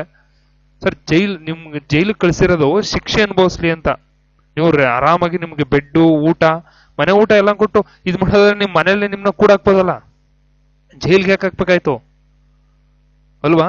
ಕಾನೂನಿನ ಮುಂದೆ ಸಮಾನತೆ ಇರಬೇಕು. ಇದು ಇವತ್ತಿನ ದಿನದಲ್ಲಿ ಸ್ವಲ್ಪ ನಿಮ್ಮೆಲ್ಲ ನೀವೆಲ್ಲ ನೋಡ್ತಾ ಇದ್ದೀರಿ. ಇವತ್ತಿನ ದಿನದಲ್ಲಿ ಸ್ವಲ್ಪ ಇದು ಎಲ್ಲ ಡಿಮ್ಯಾಂಡ್ಗಳು ಜಾಸ್ತಿ ಆಗುತ್ತೆ. ಇಲ್ಲ ನಂಗೆ ಅದು ಬೇಕು, ನಂಗೆ ಇದು ಲಕ್ಸುರಿಯಸ್ ಲೈಫ್ನ ಲೀಡ್ ಮಾಡ್ಬಿಟ್ಟು ಬಂದಿರ್ತಾರೆ, ಆಗುತ್ತೆ, ಏನು ಮಾಡೋಕ್ಕಲ್ಲ. ಅದರಿಂದ ನಾನು ಎಲ್ರಿಗೂ ಒಂದು ಕಿವಿ ಮಾತು ಹೇಳಲಿಕ್ಕೆ ಇಷ್ಟಪಡ್ತೀನಿ, ಆದಷ್ಟು ಸರಳವಾಗಿ ಬದುಕಲಿಕ್ಕೆ ಟ್ರೈ ಮಾಡಬೇಕು. ನನ್ನ ಒಂದು ಪರ್ಸೆಪ್ಷನ್, ಸರಳವಾಗಿ ಬದುಕಕ್ಕೆ ಟ್ರೈ ಮಾಡ್ಬಿಡಿ. ನಿಮ್ಗೆಲ್ಲಾದ್ರೂ ಒಂದು ಜಾಗ ಸಿಗ್ತಾ ನೆಲದ ಮೇಲೆ ಮಲಗಿ ಸರ್, ಇಲ್ಲಿ ಒಂದು ಜಾಗ ಸಿಗ್ತಾ ನೆಲದ ಮೇಲೆ ಮಲಗಿ, ತಪ್ಪಿಲ್ಲ. ಊಟ ಎಲ್ಲ ಒಂದ್ ಕಡೆ ಊಟ ಕೊಡ್ತಾರೆ, ದೇವಸ್ಥಾನದ ಹತ್ರ ಊಟ ಕೊಡ್ತಾರೆ, ಹೋಗಿ ಇಸ್ಕೊಂಡು ತಿನ್ಬೇಕು ಸರ್. ನಾವು ನಿಜವಾಗ್ಲೂ ದೇವಸ್ಥಾನದಲ್ಲಿ ಇಸ್ಕೊಂಡು ತಿಂದಿದೀವಿ. ಹಸುವಿದ್ದಾಗ ಏನು ಮಾಡೋಕ್ಕಾಗಲ್ಲ. ಅನ್ನದ ಮುಂದೆ ನಾವ್ಯಾರೂ ಅಲ್ಲ. ಇವತ್ತು ನನ್ನ ಹತ್ರ ಊಟ ಇದೆ, ನಾನು ತಿಂತಾ ಇದ್ದೀನಿ, ನಾಳೆ ನನ್ನ ಹತ್ರ ಊಟ ಇಲ್ಲ ಅಂದ್ರೆ ನಾನು ಕೂಡ ಯಾರ ಹತ್ರನಾದ್ರು ಬೇಡಬೇಕು. ಆದ್ರೆ ಇವತ್ತು ಇದು ಯಾರ ಮೈಂಡ್ ಯಾರಲ್ಲೂ ಇಲ್ಲ. ನಾನು ಅಲ್ಲೋಗಿ ನಿಂತ್ಕೊಂಡು ಊಟ ತಿನ್ಬೇಕಲ್ಲ, ನಾನು ಅಲ್ಲಿ ಹೋಗ್ಬೇಕಲ್ಲ, ಈ ರೀತಿಯಾದಂತಹ ಒಂದಿದೆ. ಇಲ್ಲಿ ಕಾನೂನಿನ ಮುಂದೆ ಸಮಾನತೆ, ಕಾನೂನಿನ ಸಮಾನ ರಕ್ಷಣೆ ಇರಬೇಕು. ಇದನ್ನ ಸ್ವಲ್ಪ ಅರ್ಥ ಮಾಡ್ಕೋಬೇಕು ಸರ್. ಓಕೆ, ನಾನು ಇಲ್ಲಿ ಯಾರನ್ನೂ ಸಹ ಕ್ರಿಟಿಸೈಸ್ ಮಾಡ್ತಾರೆ, ಅದಕ್ಕೋಸ್ಕರ ನಾನು ಎ ಅಂತ ತಗೊಂಡು XYZ ಅಂತ ಮಾಡಿದ್ದೀನಿ. ನೀವೇನಾದ್ರೂ ಆ ಪೊಲಿಟಿಕಲ್ ಥಿಂಕಿಂಗ್ ಕಾನ್ಸ್ಟಿಟ್ಯೂಷನ್ ಅನ್ನ ಓದಬೇಕಾದ್ರೆ ಎಲ್ಲಾ political parties and political agenda ಏನಾದ್ರು ಇತ್ತು ಅಂದ್ರೆ ಅದನ್ನ ಬಿಟ್ಟು ನೋಡ್ಲಿಕ್ಕೆ ಟ್ರೈ ಮಾಡಿ. ಮತ್ತು ನೀವು ಒಳ್ಳೇದನ್ನ ಕ್ರಿಟಿಸೈಸ್ ಮಾಡಿ, ಕೆಟ್ಟದನ್ನ ನಾನು ಒಳ್ಳೇದು ಮಾಡಿದ್ರೆ ಒಳ್ಳೇದು, ಇಲ್ಲ ಸರ್ ಒಳ್ಳೇದು ಮಾಡಿದ್ದಾರೆ, ಇಲ್ಲ ನಾನು ಕೆಟ್ಟದ್ದು ಮಾಡಿದ್ರೆ ಸರ್ ಕೆಟ್ಟದ್ದು ಮಾಡಿದ್ದಾರೆ, ಸರ್ ಪೌರತ್ವ ಕ್ಲಾಸ್ ಚೆನ್ನಾಗಿ ಮಾಡಿಲ್ಲ, ಹೌದು ಮಾಡಿಲ್ಲ. ಫಂಡಮೆಂಟಲ್ ರೈಟ್ಸ್ ಚೆನ್ನಾಗಿ ಮಾಡಿದ್ರೆ ಹೌದು, ಇಲ್ಲ ಫಂಡಮೆಂಟಲ್ ರೈಟ್ಸ್ ತುಂಬಾ ಚೆನ್ನಾಗಿ ಮಾಡಿದ್ರೆ, ಯಾಕೋ ಪೌರತ್ವ ಸ್ವಲ್ಪ ಡಲ್ ಆಯ್ತು ಸರ್ದು, ಹೇಳಿ ಅದರಲ್ಲೇನು, ಯಾವ ರೈಟ್ ಟು ಸೇ. ಅದು ಬಿಟ್ಟು ಕೀಬೋರ್ಡ್ ವಾರಿಯರ್ಸ್ ಆಗಬೇಡಿ ಯಾರು, ಅಷ್ಟೇನೆ. ಓಕೆ, ವಿನಾಯಿತಿಗಳನ್ನ ಇಲ್ಲಿ ಅಂದ್ರೆ ಇದ್ರ ಬಗ್ಗೆ ಸ್ವಲ್ಪ ಇದಿದೆ. ಈ ಕಾನೂನಿನ ಇದರಲ್ಲಿ ಎಲ್ಲರಿಗೂ ಸಮಾನತೆ ಅಂತಕ್ಕಂಥದ್ದು ಸ್ವಲ್ಪ ಇದಾಗಿದೆ. ಯಾಕಂದ್ರೆ ಒಂದ್ ಸ್ವಲ್ಪ ಇದಿದೆ, ಕ್ರಿಟಿಸೈಸ್ ಮಾಡ್ತಾರೆ ಕೆಲವೊಬ್ಬರು ರಾಜ್ಯಶಾಸ್ತ್ರಜ್ಞರು. ಏನಕ್ಕೆ ಅಂದ್ರೆ ನೋಡಿ, 361ನೇ ವಿಧಿ ಅನ್ವಯ ರಾಷ್ಟ್ರಪತಿಗಳು ಮತ್ತು ರಾಜ್ಯಪಾಲರಿಗೆ ಅಧಿಕಾರಾವಧಿಯಲ್ಲಿ ಕ್ರಿಮಿನಲ್ ಮೊಕದ್ದಮೆಗಳಿಂದ ಕೆಲವು ವಿನಾಯಿತಿಗಳನ್ನು ನೀಡಿದೀವಿ. ಅದೇ ರೀತಿಯಲ್ಲಿ ನ್ಯಾಯಮೂರ್ತಿಗಳಾದ್ರೆ ಅಂದ್ರೆ ಜಡ್ಜಸ್ ಅವ್ರಿಗೆ ಬಾರ್ ಕೌನ್ಸಿಲ್ ಇದೆ, ಇಲ್ಲಿ ಸೈನಿಕರಿಗೆ ಮಾರ್ಷಿಯಲ್ ಲಾ ಇದೆ, ಇಲ್ಲಿ ವಕೀಲರಿಗೂ ಕೂಡ ಬಾರ್ ಕೌನ್ಸಿಲ್ಸ್ ಇದೆ, ಇಲ್ಲಿ ವೈದ್ಯರಿಗೂ ಕೂಡ ವೈದ್ಯಕೀಯ ಮಂಡಳಿ ಇದೆ. ಅಂದ್ರೆ ಅವ್ರ ಏನಾದ್ರು ಡಿಸ್ಪ್ಯೂಟ್ ಇದ್ರೆ ಅವ್ರು ಬಗೆಹರಿಸ್ಕೋತಾರೆ, ಟ್ರಿಬ್ಯುನಲ್ಸ್ ಅವ್ರವ್ರು ಕ್ರಿಯೇಟ್ ಮಾಡ್ಕೊಂಡು ಬಗೆಹರಿಸ್ಕೋತಾರೆ.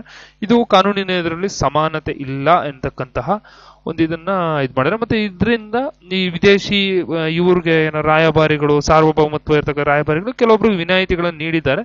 ಇದು ಕೆಲವೊಂದು ಒಬ್ಬೊಬ್ರು ಕ್ರಿಟಿಸೈಸ್ ಮಾಡ್ತಾರೆ, ಬಟ್ ಆದ್ರೆ ನಾವೇನು ಮಾಡ್ಲಿಕ್ಕಾಗಲ್ಲ. ಯಾಕಂದ್ರೆ ರಾಷ್ಟ್ರಪತಿಗಳು ಬಂದು ಈ ವಸ್ತು supreme commander of our India, and he was the first citizen of our India. That's why I give some exceptions to our president and our governor. ಏನು ಮಾಡ್ಲಿಕ್ಕಾಗಲ್ಲ, ಯಾಕಂದ್ರೆ ಅವರು ಭಾರತದ ಪ್ರಥಮ ಪ್ರಜೆ ಆಗಿರ್ತಾರೆ. ಅವು ಸಂವಿಧಾನಾತ್ಮಕ ಒಂದು ಸೀಟಲ್ಲಿ ಕೂತಿರ್ತಾರೆ, ಸಂವಿಧಾನವನ್ನು ರಕ್ಷಣೆ ಮಾಡ್ತಕ್ಕಂತಹ ಒಂದು ಸೀಟಲ್ಲಿ ಕೂತಿರ್ತಾರೆ ಅಂದಾಗ ನಾವು ಅವ್ರಿಗೆ ರೆಸ್ಪೆಕ್ಟ್ ಕೊಡ್ಬೇಕಾಗಿರ್ತಕ್ಕಂಥದ್ದು. ಹಾಗೂ ಅವರು ಅಧಿಕಾರಾವಧಿಯಲ್ಲಿ ಇರ್ತಕ್ಕಂತಹ ನಾವೇನಾದ್ರೂ ಕೇಸ್ ಹಾಕಿದ್ರೆ ಅದು ಸಂವಿಧಾನಕ್ಕೆ ಸ್ವಲ್ಪ ಇದಾಗ್ಬೋದು ಅಂತ ನನ್ನ ಒಂದು ಇದು. ಸಂವಿಧಾನಕ್ಕೆ ನಾವು ಅಗೌರವ ತೋರಿಸ್ದಂಗೆ ಆಗ್ಬೋದು ಅನ್ನೋ ಒಂದು ಕಾರಣದಿಂದ ಈ ಒಂದು ವಿನಾಯಿತಿಯನ್ನು ಅವರಿಗೆ ನೀಡಿದ್ದಾರೆ ಅಂತ. ನ್ಯಾಯಮೂರ್ತಿಗಳಿಗೂ ಸಹ ನೀಡಬಹುದು, ಆದ್ರೆ ಸೈನಿಕರಿಗೂ ಸಹ ಅವರು ಕೂಡ ನಮ್ಮ ದೇಶವನ್ನು ಕಾಯ್ತಾರೆ. ವಕೀಲರು, ವೈದ್ಯರು, ಅವ್ರಿಗೆಲ್ಲ ಇದಿದೆ, ಭಾರತೀಯ ವೈದ್ಯಕೀಯ ಮಂಡಳಿಗಳಿದೆ, ಅವರು ಅದನ್ನ ಬಗೆಹರಿಸ್ಕೊಳ್ತಾರೆ. ಇವ್ರಿಗೆಲ್ಲ ಸ್ವಲ್ಪ ವಿನಾಯಿತಿಗಳು ಇರುವಂಥದ್ದು. ಕ್ರಿಟಿಸೈಸ್ ಮಾಡ್ತಾರೆ, ಬಟ್ ನಾವು ಆವಾಗ ಸಂವಿಧಾನ ಬರ್ತಿರ್ತಕ್ಕಂಥದ್ದು ಆ ರೀತಿ ಯೋಚನೆ ಮಾಡಿ ಬರ್ದಿದ್ದಾರೆ. ಅದರಿಂದ ಇದನ್ನ ಸ್ವಲ್ಪ ನೀವು ವಿನಾಯಿತಿಗಳನ್ನ ನೋಡ್ಕೊಳ್ಬೇಕಾಗುತ್ತೆ. ಕಾನೂನಿನ ಮುಂದೆ ಸಮಾನತೆ ಹಾಗೂ ಕಾನೂನಿನ ಸಮಾನ ರಕ್ಷಣೆಯನ್ನ ನಾವು ಯಾಕೆ ಮಾಡ್ತೀವಿ ಅಂದಾಗ ಸ್ವಲ್ಪ ಇಲ್ಲಿ ಇದನ್ನ ಮಾಡಿದಾಗ ಇದಾಗುತ್ತೆ. ಮತ್ತೆ ಇಲ್ಲಿ ನಾವು ನೋಡೋದಾದ್ರೆ ಈ ಕಾನೂನಿನ ಎದುರಲ್ಲಿ ಸಮಾನತೆ. ಓಕೆ, ಕಾನೂನಿನ ಎದುರಲ್ಲಿ ಸಮಾನತೆ. ಇಲ್ಲಿ ಕೆಲವೊಂದು ವರ್ಷಗಳ ಹಿಂದೆ ಏನಾಗಿತ್ತು, ಒಂದು ಕೇಸ್ ಇತ್ತು, ಸುಪ್ರೀಂ ಕೋರ್ಟ್ ಅಲ್ಲಿ ಒಂದು ಕೇಸ್ ಆಗಿತ್ತು. ಅಂದ್ರೆ ಮಹಿಳೆಯರನ್ನ ಇದಕ್ಕೆ ನೇಮಕಾತಿ ಮಾಡ್ಕೊಳ್ಬಂದ್ರೆ ಈ ಅರೌಂಡ್ 2020ರಲ್ಲಿ ಕೇಸು ಜಡ್ಜ್ಮೆಂಟ್ ಬಂದಿದ್ದು. ಅಂದ್ರೆ ಮಹಿಳೆಯರಿಗೆ ಈ ಭಾರತೀಯ ಭೂಸೇನೆಯಲ್ಲಿ ಕಮಾಂಡರ್ ಹುದ್ದೆಗಳಿಗೆ ನೇಮಕಾತಿ ಮಾಡ್ತಿರ್ಲಿಲ್ಲ ಸರ್. ಕಮಾಂಡರ್ ಹುದ್ದೆಗಳಿಗೆ ನೇಮಕಾತಿಯನ್ನು ಮಾಡ್ತಿರ್ಲಿಲ್ಲ. ಅದಕ್ಕೆ ರೀಸನ್ ಏನ್ ಕೊಟ್ಟಿದ್ರು, ಭಾರತೀಯ ಸೇನೆ ರೀಸನ್ ಅಂದ್ರೆ ಡೆಲ್ಲಿ ಹೈಕೋರ್ಟ್ ಅಲ್ಲಿ ಆರಂಭದಲ್ಲಿ ಕೇಸ್ ಹಾಕಿದ್ರು. ಭಾರತೀಯ ಸೇನೆ ಏನ್ ಕೊಟ್ಟಿದ್ರು ಅಂದ್ರೆ ಅವರು ಗರ್ಭಧಾರಣೆ ಆಗ್ತಾರೆ, ಹಾಗೂ ಋತುಸ್ರಾವ, ಹಾಗೂ ಒಂದು ತಾಯ್ತನ, ಹಾಗೂ ಕುಟುಂಬದ ಜವಾಬ್ದಾರಿ, ದೈಹಿಕ ಮಿತಿಗಳು, ಇವೆಲ್ಲವನ್ನ ಮುಂದಿಟ್ಟು ಅಂದ್ರೆ ಈ ರೀತಿಯಾದಂತ ಇದು ನಾನು ಹೇಳ್ತಿರೋದಲ್ಲ, ಆಕ್ಚುಲಿ ಕೇಸಲ್ಲಿ ಇರೋದು ಈ ತರ. ಓಕೆ, ಕೇಂದ್ರ ಸರ್ಕಾರದ ವಾದ ಇದು. ಕೇಂದ್ರ ಸರ್ಕಾರ ಏನಂತ ಈ ರೀತಿಯಾದಂತಹ ಒಂದು ಇದು ಅದನ್ನ ನಾವು ಇದರಿಂದ ನಾವು ಅವ್ರಿಗೆ ಅವಕಾಶವನ್ನು ಕೊಡೋದಿಲ್ಲ. ಇಲ್ಲಿ ನಾವು ಈ ಒಂದು ಅಂದ್ರೆ ಈಗ ಋತುಸ್ರಾವ, ಅದೇ ರೀತಿ ಗರ್ಭಧಾರಣೆ ಮತ್ತು ತಾಯ್ತನದ ಕುಟುಂಬದ ಜವಾಬ್ದಾರಿಗಳು, ಇವೆಲ್ಲ ಒಂದು ಮಹಿಳೆಗೆ ಇರೋದ್ರಿಂದ, ಹಾಗೂ ದೈಹಿಕವಾಗಿ ಒಂದಷ್ಟು ಮಿತಿಗಳಿದಾವೆ. ಈ ಒಂದು ಮಿತಿಗಳಿಂದ ನಾವು ಅವ್ರಿಗೆ ಕೊಡಕ್ಕಾಗಲ್ಲ, ಕಮಾಂಡರ್ ಹುದ್ದೆಗಳಿಗೆ ಕೊಡಕ್ಕಾಗಲ್ಲ. ನಾರ್ಮಲ್ ಅಲ್ಲಿ ನಾವು ಕೊಡ್ತೀವಿ, ಬಟ್ ಅದ್ರ ಕಮಾಂಡರ್ ಹುದ್ದೆಗಳನ್ನ ಕೊಡಕ್ಕಾಗಲ್ಲ ಅಂತೇಳಿ ಏನ್ ಮಾಡಿತ್ತು, ಇವರು ಮಾಡಿದ್ರು. ಡೆಲ್ಲಿ ಕೋರ್ಟಲ್ಲಿ ಕೇಂದ್ರ ಸರ್ಕಾರ ಕೇಸ್ ಹಾಕ್ತು. ಸರ್ ಏನಕ್ಕೆ ಕೇಸ್ ಹಾಕೋರು? ಕಾನೂನಿನ ಇದರಲ್ಲಿ ಸಮಾನತೆ, ಎಲ್ರಿಗೂ ಸಮಾನತೆ ಬೇಕಲ್ಲ, ಸಮಾನತೆ ಹಕ್ಕು ಅಂದ್ರೆ ಸಮಾನತೆ ಇರಬೇಕು. ಈ ಒಂದು ಇದರಲ್ಲಿ ಕೇಸ್ ಹಾಕಿದಾಗ ಡೆಲ್ಲಿ ಹೈಕೋರ್ಟ್ ಏನ್ ಮಾಡ್ತು, ಇಲ್ಲ ಹಂಗ್ ಮಾಡೋ ಆಗಿಲ್ಲ, ನೀವು ಅವ್ರಿಗೆ ಸಮಾನತೆಯನ್ನು ಕೊಡಬೇಕು ನೀವು ಅಂತೇಳಿ ಜಡ್ಜ್ಮೆಂಟ್ ಕೊಡ್ತು ಸರ್. ಡೆಲ್ಲಿ ಹೈಕೋರ್ಟ್ ಜಡ್ಜ್ಮೆಂಟ್ ಕೊಡ್ತು. ಇದು ಆರ್ಟಿಕಲ್ 14 ವೈಲೇಟ್ ಆಗುತ್ತೆ. ಆರ್ಟಿಕಲ್ 14 ನಮ್ಗೆ ವೈಲೇಟ್ ಆಗ್ತಾ ಇದೆ ಅಂತ ಅವ್ರು ಕೇಸ್ ಹಾಕಿದ್ರು. ಓಕೆ, ಅಂದ್ರೆ ಇಲ್ಲಿ ಮಹಿಳೆಯರನ್ನ ಶಾರೀರಿಕ ಮಿತಿಗಳನ್ನ ನಾವು ಮುಂದಿಟ್ಟುಕೊಂಡು ಅವ್ರಿಗೆ ನಾವು ಸಮಾನತೆ ಕೊಡದಿರ್ತಕ್ಕಂಥದ್ದು ತಪ್ಪು. ಫಸ್ಟ್ ಆಫ್ ಆಲ್ ನಾವು ಅವ್ರಿಗೆ ಆ ರೀತಿ ಮಾಡ್ತಕ್ಕಂಥದ್ದು ತಪ್ಪು. ಶಾರೀರಿಕ ಇದನ್ನ ಇದು ಮಾಡ್ಕೊಂಡು, ಮತ್ತೆ ಈಗ ಅವರು ಶಾರೀರಿಕ ಇದು ಇರಲಿ, ಓಕೆ, ಎಷ್ಟು ಸರ್, ಈಗ ಒಂದು 2 ವರ್ಷ ಲೀವ್ ಕೊಡಿ, ಲೀವ್ ಕೊಟ್ಟು ನೆಕ್ಸ್ಟ್ ಬಂದು ಕೆಲಸ ಮಾಡ್ತಾರೆ. ಯಾಕೆ? ಎಂತೆಂಥ ದೊಡ್ಡ ದೊಡ್ಡ ಭಾರತದ ರಾಷ್ಟ್ರಪತಿನೇ ಆಗಿದ್ದಾರೆ ಅಂದ್ರೆ ಕಮಾಂಡರ್ ಆಗಬಾರ್ದಾ? ನೋಡಿ ಯಾವ ರೀತಿ ನಮ್ಮಲ್ಲಿ ಇದಿತ್ತು ಅಂತ.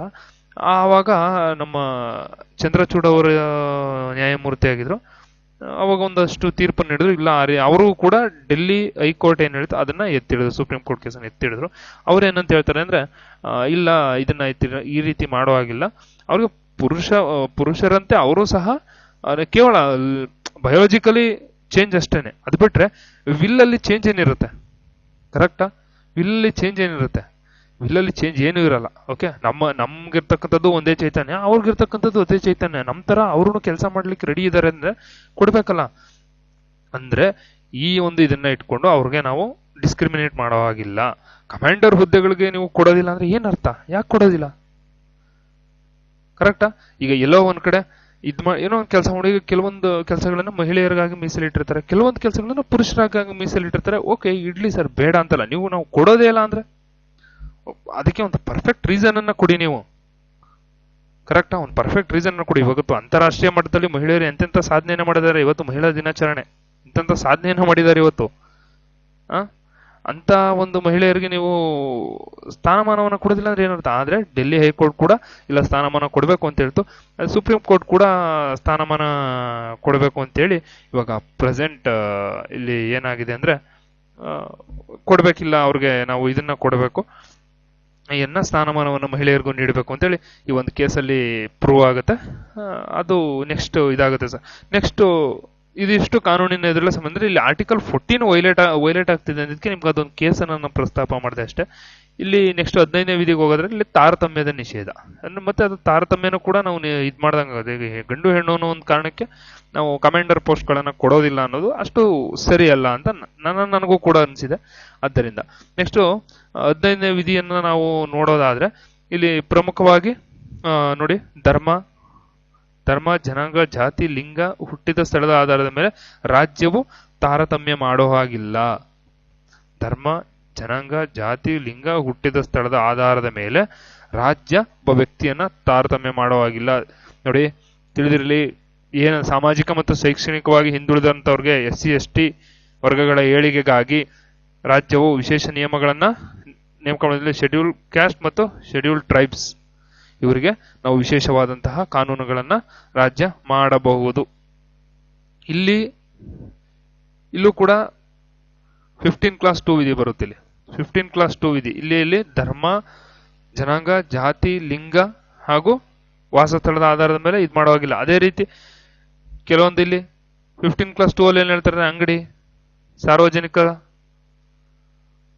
ಸಾರ್ವಜನಿಕ ಉಪಹಾರ ಮಂದಿರ. ಫಾರ್ ಎಕ್ಸಾಂಪಲ್, ಈಗ ಇದಕ್ಕೆ best example Indira canteen. INC ಅಂದ್ರೆ ಇಂಡಿಯನ್ ನ್ಯಾಷನಲ್ ಕಾಂಗ್ರೆಸ್ ಅಲ್ಲ, ಇಂದಿರಾ ಕ್ಯಾಂಟೀನ್. ಓಕೆ, ನೆಕ್ಸ್ಟ್ ಸಾರ್ವಜನಿಕ ಮನರಂಜನಾ ಸ್ಥಳ ಹಂಗಂದ್ರೆ ಫಾರ್ ಎಕ್ಸಾಂಪಲ್ ರಂಗಾಯಣ. ನೆಕ್ಸ್ಟ್ ಜನಸಾಮಾನ್ಯಕ್ಕೆ ಮೀಸಲಾಗಿಟ್ಟಿರ್ತಕ್ಕಂತಹ ಬಾವಿ, ನಲ್ಲಿಗಳು ಹಾಗೂ ನೀರಿನ ಟ್ಯಾಂಕು, ವಾಟರ್ ಟ್ಯಾಂಕ್.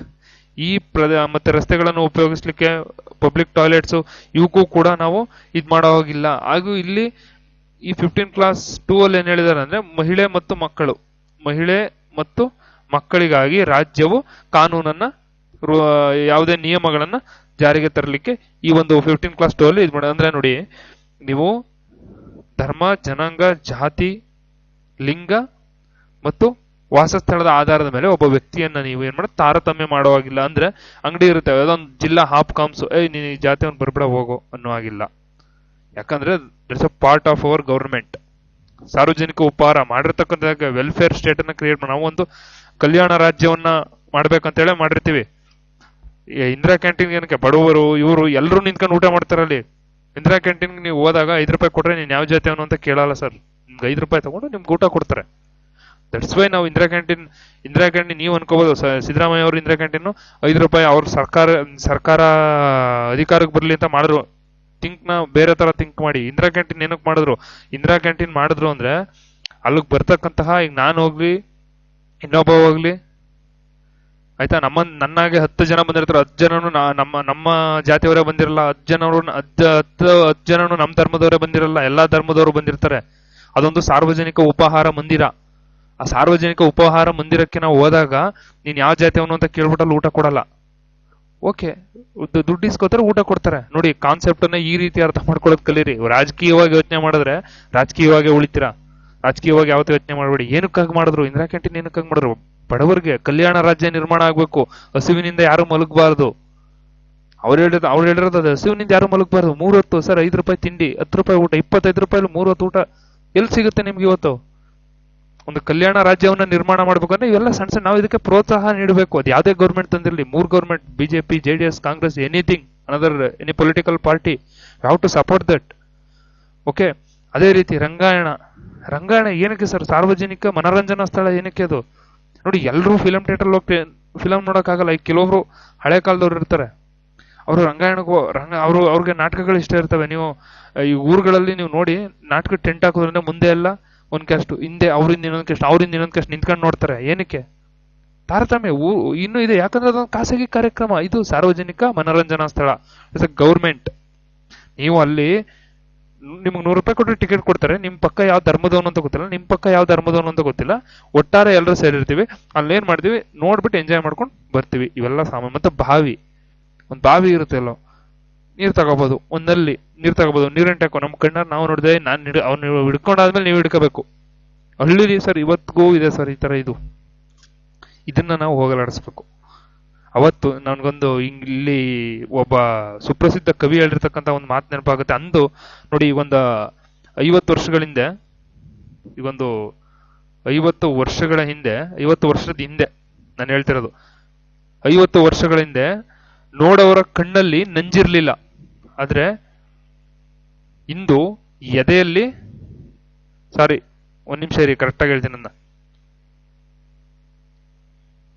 ಅಂದು ನೋಡುವವರ ಕಣ್ಣಿನಲ್ಲಿ ನಂಜಿತ್ತು, ಎದೆಯಲ್ಲಿ ನಂಜಿರ್ಲಿಲ್ಲ. ಅಂದ್ರೆ ಅವ್ರು ನೋಡ್ತಾ ಇದ್ದಾರೆ, ಅವನು ಆ ಜಾತಿ ಅವನು ಅಂತ ಅವ್ನು ನೋಡ್ತಾ ಇದಾರೆ. ಆದ್ರೆ ಅದೇನಾಯ್ತು ಅಂದ್ರೆ ಅವ್ನ ಕಣ್ಣಲ್ಲಿ ಪೊರೆ ಬಿದ್ದಿದೆ. ಆದ್ರೆ ಎದೆಯಲ್ಲಿ ಅವ್ನಿಗಿದಿಲ್ಲ. ಅವ್ನಿಗೆ ಮಾನವೀಯತೆ ಅನ್ನೋದಿದೆ, ಇತ್ತು ಒಂದು 50 ವರ್ಷದ ಹಿಂದೆ. ಈಗ ಹಾಗಿಲ್ಲ, ಚೇಂಜ್ ಆಗಿದೆ ಕಾಲ. ಈಗ ನೀವು ಸಿಟಿಲಿದ್ದೀರಾ, ಕ್ಯಾಸ್ಟ್ ಕೇಳಕ್ಕಾಗಲ್ಲ, ಆದ್ರೆ ನಿಮ್ಗೆ ಎದೆಲಿದೆ ಇವತ್ತು ನಾನು ಈ ಜಾತಿಯವನು, ಈ ಧರ್ಮದವನು ಅಂತ ನಮ್ಮ ಒಳಗಡೆ ಇದೆ.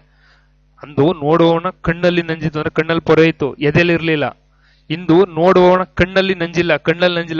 ಇಲ್ಲ ಕ್ಯಾಸ್ಟಿಸಮ್ ಏನು ಹಂಗೆ ಹಿಂಗೆ ಅನ್ಕೊಂಡು ನಾವು ಕ್ಯಾಸ್ಟಿಸಮ್ ಎಲ್ಲ ಮಾಡ್ಬಾರ್ದು ಕಣ್ರಿ ಅಂತ. ಆದ್ರೆ ನಾವು ಒಳಗಡೆ ಮಾಡ್ತಿರ್ತೀವಿ. ಅದೇ ಈ ಪಾಯಿಂಟ್. ಅಂದು ನೋಡುವವನ ಕಣ್ಣಲ್ಲಿ ನಂಜಿತ್ತು, ಎದೆಯಲ್ಲಿ ನಂಜಿರ್ಲಿಲ್ಲ. ಇಂದು ನೋಡುವವನ ಕಣ್ಣಲ್ಲಿ ನಂಜಿಲ್ಲ, ಎದೆಯಲ್ಲಿ ನಂಜಿದೆ. ನೋಡಿ ಎಷ್ಟು ಒಳ್ಳೆ ಪಾಯಿಂಟ್ ಇದು. ಈ ರೀತಿ ಆಗಿದೀವಿ, ಈ ರೀತಿ ಪರಿಸ್ಥಿತಿಗೆ ಬಂದು ನಿಂತಿದ್ದೀವಿ ಇವತ್ತು ಇದ್ರಲ್ಲೇ. ಮತ್ತೆ ಈ 15 ಕ್ಲಾಸ್ 2 ಅಡಿಯಲ್ಲಿ ಮಹಿಳೆ ಮತ್ತು ಮಕ್ಕಳಿಗಾಗಿ ರಾಜ್ಯ ಕೆಲವು ವಿಶೇಷ ನಿಯಮಗಳನ್ನ ರಚನೆ ಮಾಡಬಹುದು. ಇಲ್ಲಿ 15 ಕ್ಲಾಸ್ 3 ಬರುತ್ತೆ. 15 ಕ್ಲಾಸ್ 3 ಬಂದಾಗ ಇಲ್ಲಿ ಸ್ಥಳೀಯ ಸಂಸ್ಥೆಗಳಲ್ಲಿ ಮಹಿಳೆಯರಿಗೆ ಮೀಸಲಾತಿಯನ್ನ ನೀಡುವುದು. ಸ್ಥಳೀಯ ಸಂಸ್ಥೆಗಳಲ್ಲಿ ಮಹಿಳೆಯರಿಗೆ ಮೀಸಲಾತಿಯನ್ನ ನೀಡಲಿಕ್ಕೆ ರಾಜ್ಯ ಸರ್ಕಾರ ಇದನ್ನ ಮಾಡಬಹುದು. ಸಾಮಾಜಿಕ, ಶೈಕ್ಷಣಿಕ ಹಾಗೂ SC ST ಹುದ್ದೆಯಕ್ಕಾಗಿ ಈ ನಿಯಮಗಳನ್ನ ಜಾರಿಗೆ ತರಬಹುದು. ಇಲ್ಲಿ 1900 ಇದನ್ನ ನಾವು ಸೇರಿಸ್ತಿಲ್ಲ. 1951ರಲ್ಲಿ ಸಂವಿಧಾನಕ್ಕೆ 1ನೇ ತಿದ್ದುಪಡಿ, ಫಸ್ಟ್ ಕಾನ್ಸ್ಟಿಟ್ಯೂಷನ್ ಅಮೆಂಡ್ಮೆಂಟ್ ಆಕ್ಟ್ ಅನ್ನ ಮಾಡಿ ನಾವು ಇದನ್ನ ಸೇರ್ಪಡೆ ಮಾಡಿದ್ವಿ. ಇತ್ತೀಚೆಗೆ ಇದೇ ಆರ್ಟಿಕಲ್ ಅಡಿಯಲ್ಲಿ ನಾವು ಸಂವಿಧಾನಕ್ಕೆ 103ನೇ ಕಾನ್ಸ್ಟಿಟ್ಯೂಷನಲ್ ಅಮೆಂಡ್ಮೆಂಟ್ ಆಕ್ಟ್ ಅಲ್ಲಿ ನಾವು 2019ರಲ್ಲಿ ಒಂದು ಇದನ್ನು ತಂದ್ವಿ. EWS ಎಕನಾಮಿಕಲಿ ವೀಕರ್ ಸೆಕ್ಷನ್ ಅನ್ನ ಜಾರಿಗೆ ತಂದ್ವಿ. ಇದು 15 ಕ್ಲಾಸ್ 6 ಇದರಡಿಯಲ್ಲಿ ಬರುವಂತದ್ದು. 15 ಕ್ಲಾಸ್ 6 ಅಡಿಯಲ್ಲಿ ಬರುತ್ತೆ. ಅಂದ್ರೆ ಸರ್ಕಾರಿ ಉದ್ಯೋಗದಲ್ಲಿ ಸುಮಾರು 10 10% ಮೀಸಲಾತಿಯನ್ನ ಇವತ್ತು ನಾವು ನೀಡಿದೀವಿ. 10% ಮೀಸಲಾತಿಯನ್ನ ಇವತ್ತು ನಾವು ಇವ್ರಿಗೆ ನೀಡಿದ್ದೀವಿ. ಇದು ಬಹಳ ಇಂಪಾರ್ಟೆಂಟು. ಇಲ್ಲಿ ಒಂದು ತುಂಬಾ ಈ ವೈಡ್ ಆಗಿ ನಾವು ಕಲ್ತಿದ್ದೀವಿ ಇವತ್ತು. 15 ಕ್ಲಾಸ್ ತುಂಬಾ ಇಂಪಾರ್ಟೆಂಟ್. ಯಾಕಂದ್ರೆ ತಾರತಮ್ಯ ಅನ್ನೋದು ನಮ್ಮ ಹತ್ರ ಇನ್ನೂ ಉಳ್ಕೊಂಡಿದೆ. ನಾವು ಇದನ್ನ ಉಳಿದಿಲ್ಲ ಅಂತ ಹೇಳಲಿಕ್ಕಾಗಲ್ಲ. ಧರ್ಮ, ಜನಾಂಗ, ಜಾತಿ, ಮತ್ತೆ ಹುಟ್ಟಿದ ಸ್ಥಳ, ಮತ್ತೆ ಹುಟ್ಟಿದ ಸ್ಥಳದ ಮೇಲೆ ಒಂದು ಆಂಧ್ರ ಪ್ರದೇಶ ಹುಟ್ಟಿದ ಸ್ಥಳದ ಮೇಲೆ ಅಲ್ಲಿ ಸಾರ್ವಜನಿಕ ಉದ್ಯೋಗವನ್ನ ಅವರು ಹುಟ್ಟಿದ ಸ್ಥಳದ ಮೇಲೆ ನೀಡ್ತಾರೆ. ಏನಕ್ಕಂದ್ರೆ ಅಲ್ಲಿ ಕೆಲವೊಂದು ಸ್ಥಳಗಳಲ್ಲಿ ನಾವು ನೀಡಬೇಕಾಗುತ್ತೆ ಸರ್. ಫಾರ್ ಎಕ್ಸಾಂಪಲ್ ನಾನು ಇಲ್ಲಿ ನೋಡ್ತೀನಿ ನೋಡಿ, ನಿಮ್ಗಿದು ಸ್ವಲ್ಪ ಕ್ಲಾಸು ಲೆಂತಿ ಆಗುತ್ತೆ ಅನ್ಸಿದೆ, ಬಟ್ ಅರ್ಥ ಮಾಡ್ಕೊಳ್ಳಿ ಕ್ಲೀನಾಗಿ. ಈಗ ನಾನು ಅಸ್ಸಾಂ ಅನ್ಕೊಳ್ಳಿ. ಇಲ್ಲಿ ಟ್ರೈಬಲ್ ಪೀಪಲ್ ಜಾಸ್ತಿ. ನಿಮ್ಗೆ ಟ್ರೈಬಲ್ ಅಂದ್ರೆ ಈ ಬುಡಕಟ್ಟು ಪೀಪಲ್ ಜಾಸ್ತಿ. ಈ ಬುಡಕಟ್ಟು ಪೀಪಲ್ ಅಲ್ಲಿ ನಾವೇನ್ ಮಾಡ್ಬೇಕು, ಇಲ್ಲಿ ಇವ್ರ ಹತ್ರ ನಾವು ಎಜುಕೇಶನ್ ಅನ್ನ ಇವ್ರಿಗೆ ಜಾಸ್ತಿ ಕೊಡ್ಲಿಕ್ಕೆ ಟ್ರೈ ಮಾಡ್ಬೇಕು. ನಾವು ಇವ್ರಿಗೆ ಎಜುಕೇಶನ್ ಕೊಡ್ಲಿಕ್ಕೆ ಟ್ರೈ ಮಾಡ್ಬೇಕು ನಾವು. ಯಾಕಂದ್ರೆ ಇವ್ರಿಗೆ ಎಜುಕೇಶನ್ ಕೊಟ್ರೆ ಇವ್ರ ಆಡಳಿತವನ್ನ ಇವರೇ ಮಾಡ್ಕೋತಾರೆ, ಚೆನ್ನಾಗಿ ಮಾಡ್ಕೋತಾರೆ ಆಡಳಿತವನ್ನ. ಅಂದ್ರೆ ಮತ್ತೆ ನಾವು ಆ ಪ್ಲೇಸಸ್ಗೆ ನನ್ನ ತಗೊಂಡೋಗಿ ಹಾಕಿದ್ರೆ ನಾನು ಆಡಳಿತ ಮಾಡಕ್ ಆಗಲ್ಲ ಅಲ್ಲಿ. Tomorrow I will become the AS officer, I can't administrate the Assam.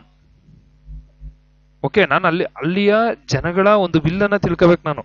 ಅಂದ್ರೆ ನಾನು ಮಾಡಲ್ಲ ಅಂತಲ್ಲ, ನಾನು ಮಾಡ್ತೀನಿ. ಬಟ್ ಆದ್ರೆ ಆ ಜನಗಳ ಒಂದು ಇದನ್ನ ಏನಿದೆ, ಅವ್ರ ಆಶಯ ಏನಿದೆ, ಅವ್ರ ಆಕ್ಸೆಸಿಬಿಲಿಟಿ ಏನಿದೆ, ಅವ್ರಿಗೆ ಏನು ನನ್ನಿಂದ ಏನ್ ಎಕ್ಸ್ಪೆಕ್ಟ್ ಮಾಡ್ತಾ ಇದ್ದಾರೆ, ಮತ್ತೆ ಅವ್ರಿಗೆ ಏನ್ ಬೇಕಾಗಿದೆ ಅಂತ ನಾನು ತಿಳ್ಕೊಳಕ್ ಆಗಲ್ಲ. ಯಾಕಂದ್ರೆ ನನ್ನ ಸೌತ್ ಸ್ಟೇಟ್, ನಂದು ಕರ್ನಾಟಕ ಸ್ಟೇಟ್. ನಾನು ಕರ್ನಾಟಕ ಸ್ಟೇಟ್ ಅಲ್ಲಿ ಮೈಸೂರು ಜಿಲ್ಲೆಯವನಾಗಿದ್ಕೊಂಡು ನಾನು ಮೈಸೂರು ಜಿಲ್ಲೆಯಲ್ಲಿ ಒಂದು ಪ್ರವಾಹ ನೋಡಿಲ್ಲ.